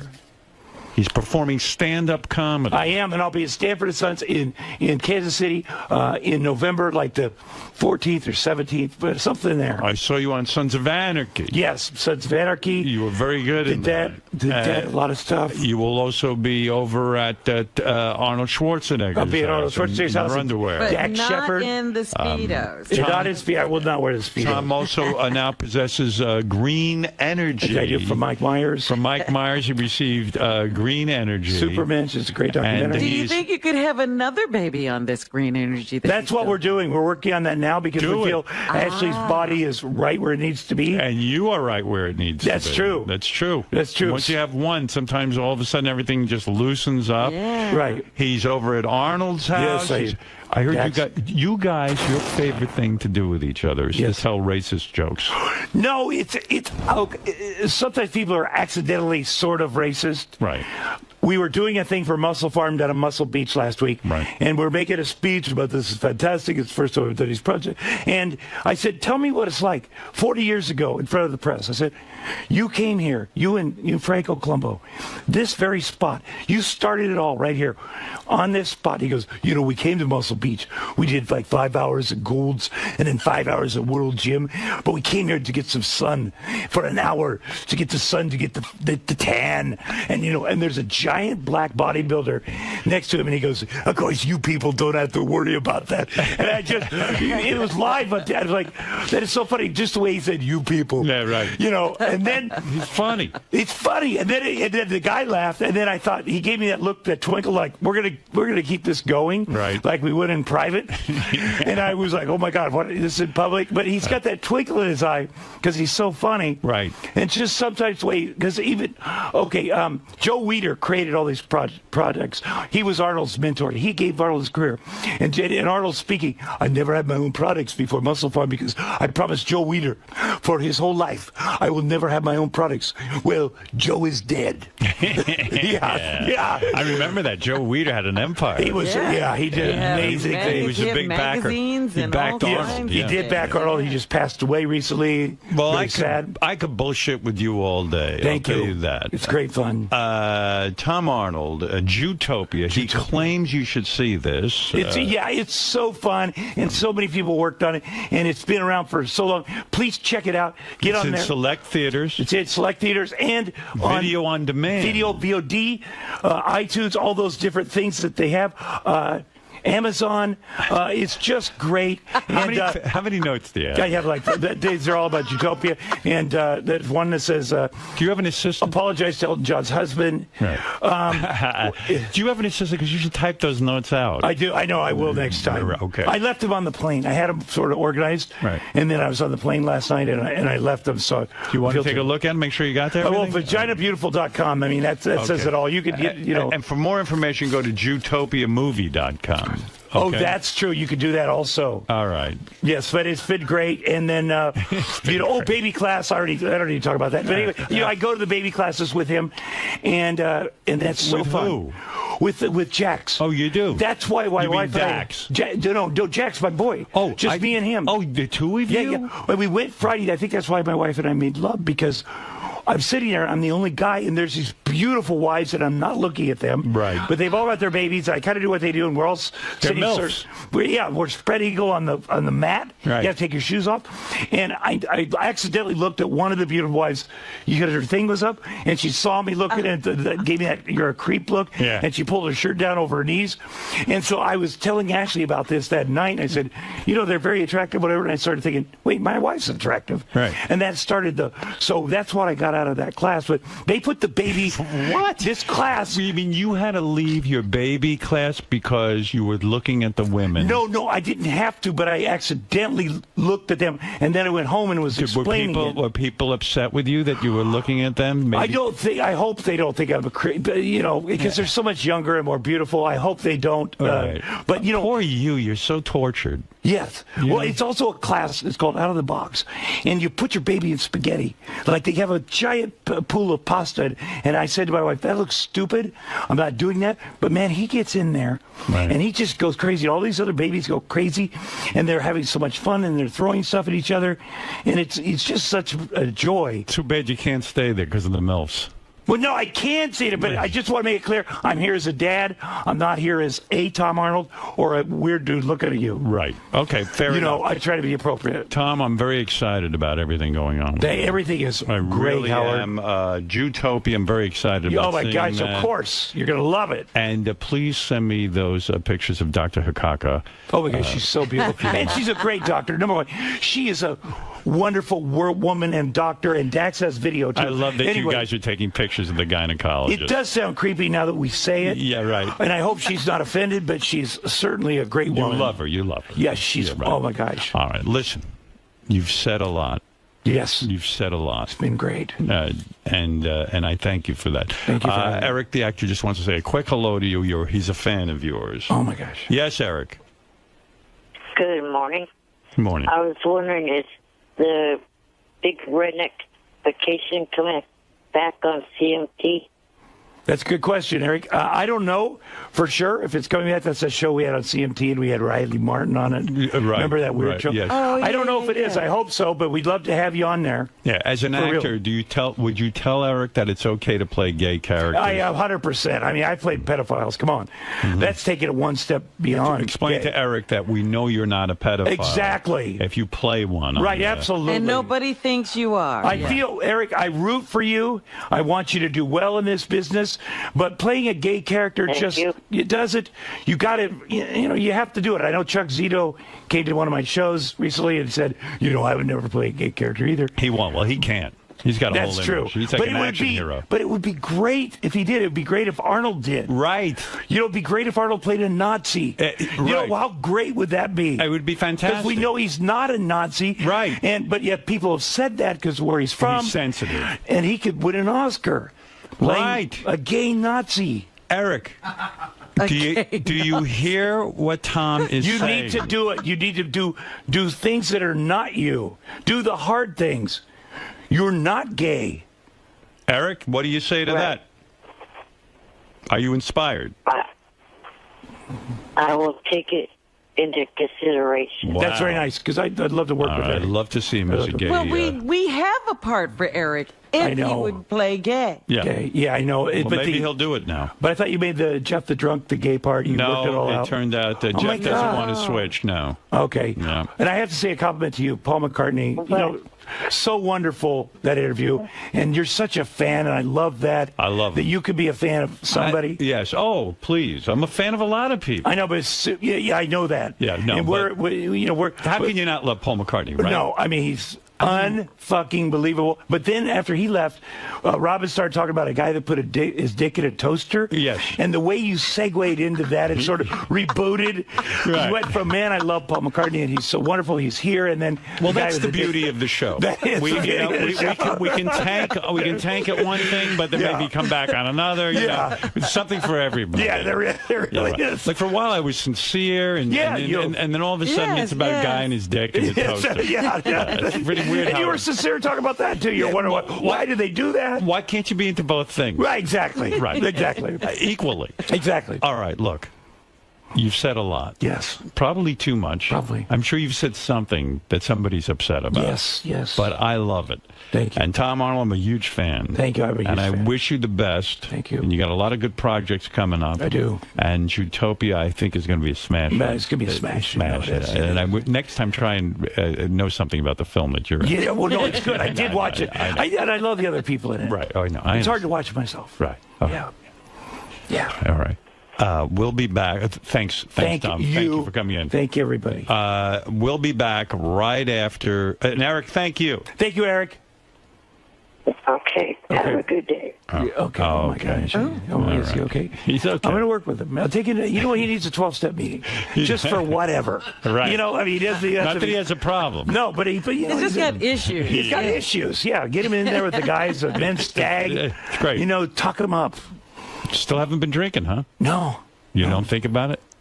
No, I think about. I see people, you know, having a margarita once in a while and go, "What would that be like?" I cut way down, like a normal person. See, I can drink like it's not an issue for me because like now I just drink Perrier while everyone's drinking, right? And then I go, okay, I'll have a glass of wine. That's right. Well, Plus, that's I don't want to. Not an alcoholic. Yeah. Right. That's a big difference. Plus, I don't want to drink one.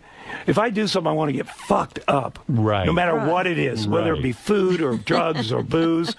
So there's no point in. David Arquette went back to drinking. I saw that. What'd you think of that? Hey, listen. Whatever he does, I don't judge whatever works for him. Right. You know, and sometimes people have a problem with drugs, and then they stop everything. Right. And then later on down, they realize, well, I could have had just a beer, but I probably shouldn't do heroin. And I'm not, you know, it's better if you don't do anything. It's easier. Right. But I'm going to have to tell my kid one day, Jax, listen, you're probably... You know, you might be an alcoholic just because your father is. Right. Here's what I was going through. I hope you're not. You know, I'm going to tell him about that. I'm going to tell him about the child abuse that I went through. I'm going to say. Don't you think that might scare him? Well, I want to talk to him about when people touch him. You know, like with me when I went into the you're probably overly nervous about that.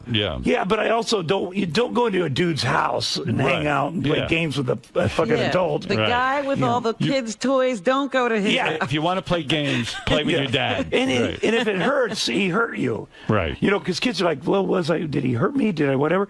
If you let me decide if somebody hurt you. Well, this is a good discussion. That's a good discussion. I agree with that. Not when he's too young, you know, and not the drugs and alcohol when he's too young, but just to say, you know, be careful, keep your eyes open. Right.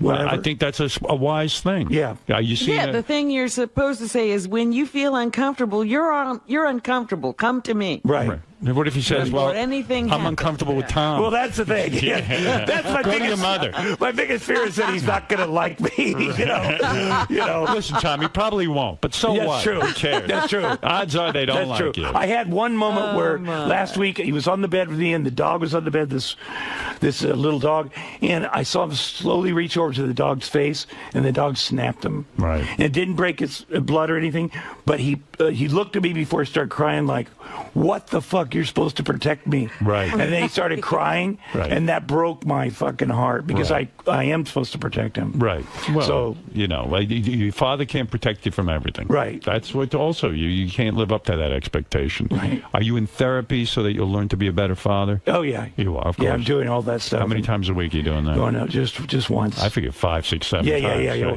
Well, we've had therapists. We've had people in the house giving us seminars. So yeah.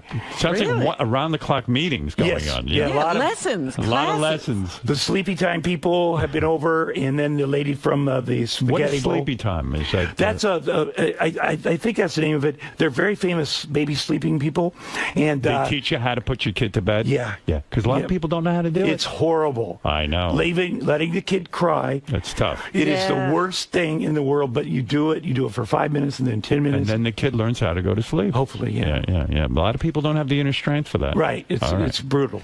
All right. You need fortitude. Constantly learning. Tom Arnold, Jewtopia, select theaters, video on demand now. Go to JewtopiaMovie.com. Thanks, Thank Tom. you very much, you guys. And we'll be back right after these words. Thank you. Yes.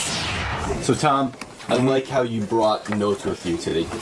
Did you hit everything on the... I was going to ask you if you did. I think I did. The producers and stuff from that movie were like going crazy. They wanted to make sure I hit everything. You could see 𝗦𝗵ici𝗄𝗿𝗱.com. Here's the name of some of the actors, in case I forgot it. Longest running Broadway play. Elton John's husband. I wanted to apologize to him. That's basically all I had. And I'm going to get it typed up next time, like Howard said.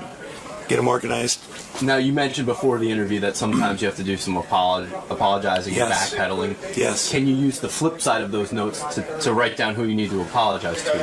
Well, hopefully the people I need to apologize didn't hear it. Here's the thing. You don't know how you can offend people. Sometimes they're so sensitive that, by not mentioning them, you offend them. Right. So I'm sure there's nobody's going to be satisfied on this list. I'm going to have left somebody out and or said the wrong thing about somebody. I'm sure Arnold will be totally cool. The problem with Arnold is every time you mention him, then you mention the old stuff. Howard mentions the old stuff. Right. With the maiden, I'm sure he'd rather I didn't talk about that, but I can't control that. Right. Arnold knows that. What's the key? I mean, you're known as a guy who comes in here and delivers every time for the interview and good give and take. What's the key to navigating a Howard Stern interview? Well, you need to also listen to Howard. Like a lot of interviews, a good interviewer listens. You need to listen to him because he's going to lead you, and if it gets boring, he's going to take you somewhere good. And just trust that he knows where he's going. And you have to be honest. And even if it makes you look stupid, or you in your mind look stupid, if you come in here and say, I'm going to look super cool, that's not going to happen. So it's an entertainment show. You're going to be entertaining, which is the best thing. You have to think of it almost as a dance and let him lead. Right. But you got to be. He leaves you spaces. He goes, okay, especially when he starts wrapping up. Okay, you've been in here. It's been great. And if you forgot something, boy, say it right there. Hey, bam, bam, bam. Fill in that little space. He's like, I'm going to let you. Here's 3 seconds. You got 3 seconds to think of something, and then otherwise. It's over. Well, so it's like a dance. Right, and you get that better than most. Thank you. Well, thank you so much, and good luck with Jewtopia. Jewtopia. Thank you very much. 𝗦𝗵ici𝗄𝗿𝗱.com.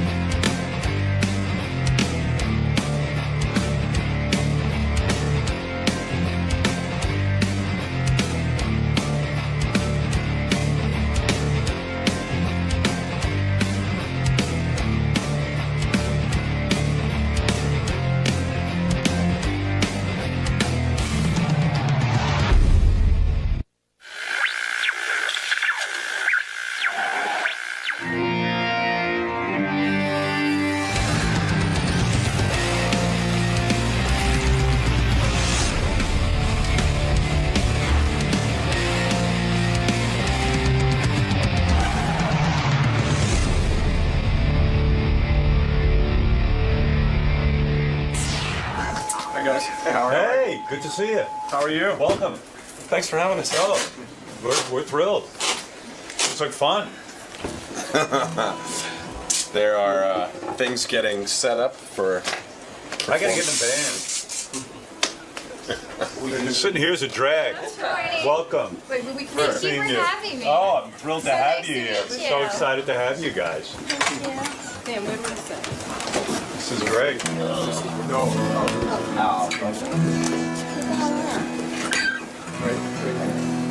Do you guys want to try this from the top, or do you want to hear your levels? Do you want your ears, Chad? Yeah, I'll throw these cans on it. So do we have time to? You have time to give a few minutes just to make sure you're comfortable. Just do a quick sound check. Little run through. Check. Yep. 1, 2, 2. Oh, you guys. Just loose and relax. We got some reverb in here. I It like sounds this. so pretty. Oh, yeah. Okay, we have 2 minutes. Check Let's 2, start. yep. Let me go. Hey now, I like it. Well, I'm excited. Avril, I think I've been trying to get you in here for years, actually. I really have. Avril Lavigne is here. And Chad, you know, your last name is Kruger. Thank you. I don't know if been you know pronouncing that. it wrong for the That's last- how you say it. Okay. And you got the rest of your band here. I'm very excited about this. You guys were just doing a little rehearsal of your new song. You know, you were just doing a sound check. That's what we call it in the Our business. first official rehearsal. To me, there is nothing more romantic than like a husband and wife who can perform together, to do, you know, to be musicians together. I think it's exciting, and you know what I mean? Do you think you could be married to like a regular guy who wasn't in the business, or would it just be too dull? It's nice because it's really inspiring, and we're always singing around the house and all that stuff, and having this song together. Like, we got to wake up together today, and we're going to work together, babe. Like, this is awesome. So romantic. It's called Let Me Go, right? It's called Let Me Go. You wrote that together? It was the first song that we wrote in the studio together. So when we first met, really. And Where'd you guys meet? like, we met like in Canada at the award shows and stuff like that. Like, That's where it all goes down. much music, but Everything we happens really, at the award show. Everything happens at award show. Like Russell Brand hooked up with Katy Perry at an award show. God. It just works that way, right? I hope it doesn't turn out Yeah, that you way. guys will do better. Don't worry. We really met though, like in the studio. Like, we shook hands. We were like, "Hey, nice to meet you." Oh, you mean it was sort of arranged that you guys would work together? Like somebody put that together? Yeah, it was cool. My new manager, Larry Rudolph, we sat down and took a meeting, and he was like, before this record started, and he was like, "Hey, what do you think about working with Chad Kruger?" And I was like, "Oh, that's a really good idea. Like, I like that. That feels cool. Like, he plays guitar. He does what I do. He's, you know, he's in a band." And It's almost inevitable, though, that you'll fall in love. Like writing a song together, you're working together, you're both like writing hit records. I mean, what could be a more romantic situation? When you I'm not gonna lie, I kind of had a feeling. Yeah, right. Yeah, you're probably like, yeah, okay, he's pretty cute. I won't let her go and do a movie. Oh, yeah. I'm like, you know, movies are the biggest aphrodisiac on the planet. When I did my movie, I was in love with everybody, like guys, girls, everyone. I mean, it was just crazy because it's such a. There's nothing like it in the world. Everyone's catering to you. It's a sick environment. It will ruin a marriage, I think. Unlike this setting for you. Well, yeah, this isn't that exciting. So you go into the studio to write together, and you kind of thought he was sort of happening. So you kind of say, hey, well, maybe it'll be a romance. You sit down to write this. How long does it take you on your first meeting to write "Let Me Go"? Or is that not the first We song? wrote "Let Me Go" the very first day, and we weren't together. And then throughout the process, later on down the road, we started dating. And when we came back to this song, it was sort of strange for us because "Let Me Go" is almost like a departure, a bit of a breakup song. So we put a twist on the end. Yeah. And so we're together in the end. And Chad, you're doing the whole rock star thing. Like, is it hard to settle down with one woman? Seriously, when you got that whole situation going. The situation. Well, yeah. I mean, was it a big decision for you to get married, or just a no-brainer? That just felt like a no-brainer. No-brainer. Yeah, I had no intention of ever getting married, and then I met Blondie. Yeah. And Avril, weren't you burned out on relationships and dudes? I mean, like one. That's very insightful. Yeah. I was. All right. I was kind of numb. I was like single for the first time, and I was moving to France, and I was like, woo! And yeah, then like this guy came along. I ruined all of that. Yeah, what happened to the move? What happened to the plan? I was actually pissed off when you were dating that Jenner kid, because I was like, that kid gets everything handed to him in life because his father's famous and all that. And then he gets you. And I was like, that just pisses me off. I don't know. I get angry about stuff like that. I literally got angry. Were you angry about that? I hope that was a mistake. I swear to God. He shouldn't have gotten you. That's the way I feel about it. So you go in the studio and you start working together. You start writing this song together. How long does it take to write a song like this? Well, this song really just happened in one day, and we got together. Our first session was a week long, and we were with David Hodges. So the three of us, we were a tripod, and we went in and we were just like, let's just write music. And we sat around with acoustic guitars and the piano, and we just created, and it was amazing. It was like the best week of my life. I just wrapped my world tour. Right. And I had also gone through like other stuff in my personal life, and I had sold my house in LA, so I was like free. And just to come back to music, it was really inspiring, and to be working with L.A. Reid again, and then meeting Chad. L.A. Reid's the guy who first signed you, right? He discovered me here in New York when I was 15 years old. 15 years old. Yeah. This is unbelievable to me. What were you doing? How old were you when you started playing music? I mean, when you just first sort of kind of realized this is what you wanted to do. You could sing and I started singing on stage when I was 7. 7 years old. And I was in theater. And although I'm a shy person, I wanted to be up on stage and acting and singing and stuff like that. And then I came out to New York when I was 15. And but wait a second. When you're 7 years old, you go up on a stage. And where do you do that? At my church. Basically, my mom, when I was 2, she said I came home from church singing like Jesus Loves Me, like the whole song, and she knew that I was going to be a singer. So my mom really pushed to, like my daughter can sing because she sang in the church cantata and this and that. And so I got up on stage at 7 years old in church, and I remember like walking off stage and like everyone in the church, like the older people and everybody coming up to me and being like, you're an old soul. And I was like, what the fuck does that mean? What did they say?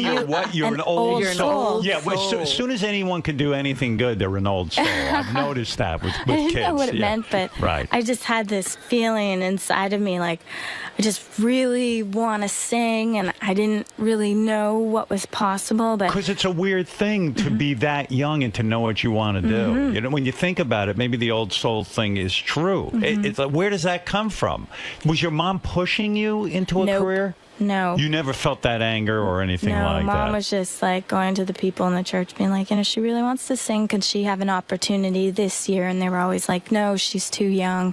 And then finally, when I was 7, I got up on stage, and it was awesome. You loved it? And I was nervous for the first time, like being on stage. Oh what my God, did you sing? I sang a Christmas song, "Near to the Heart of God." I sang. That was one. And are you a religious person as a result of your upbringing? I'm spiritual. I grew up in a religious Christian home, like not super religious, but a Christian home, and so I think that I learned from that. But do you think that's why you don't get naked or half naked in your videos and all that kind of stuff? Or is that just kind of a thing that, like, if you're the real deal? I'm encouraging. I'm pushing her towards. Are you? Because seriously, I mean, it seems like everyone is putting out a video. If you're not naked, And I'm not just referring to like Miley Cyrus, but it seems like if you're not half naked, it's sort of you can't break through or get attention. And if you're the real deal and you can actually write songs and perform, you kind of don't need that, right? Well, it's interesting because when I first came out on the scene, I was 17 with Complicated. Right. And L.A. Reid looked at me in his office and he's like, okay, you know what? You got your own thing going on, girl. Like, you keep doing you. Like, we're not going to try to, like, make you over. And I would do, like, magazine covers and they'd want to put me in stuff. And I was just like, no, I want to wear my tie and my Dickies and my whole, like, little skate get-up, like my skate shoes and Converse. You weren't comfortable doing that stuff. No, I wasn't. And no one tried to push you in that direction. Not really, a little bit.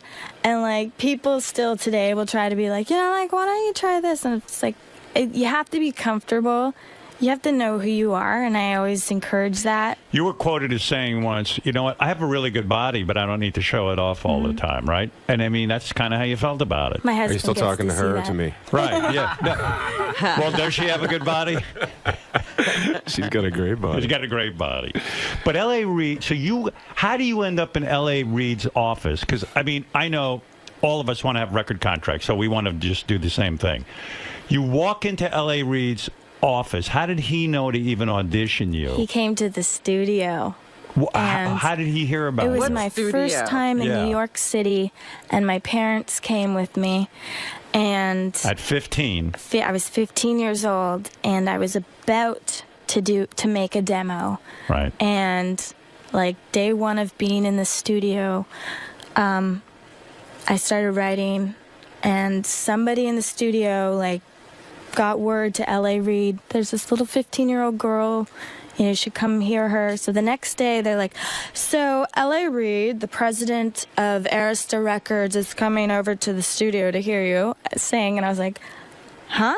And I was like, what's it? Wow, okay, cool. I didn't know who he was. Were you nervous or you don't care because you're 15 and you don't even know what that means? I was always really comfortable. It was literally like, chair, Avril, sit down, now sing for this man. Wow. And I sang for him in front of him, and he said, I was just having such a bad day, and like, this is like the sunlight coming in. And I was like, and he signed you that day, didn't he? I was signed on the spot. Like, it was crazy. And it was crazy money. You were 15. Didn't they give you like $1.5 million to sign?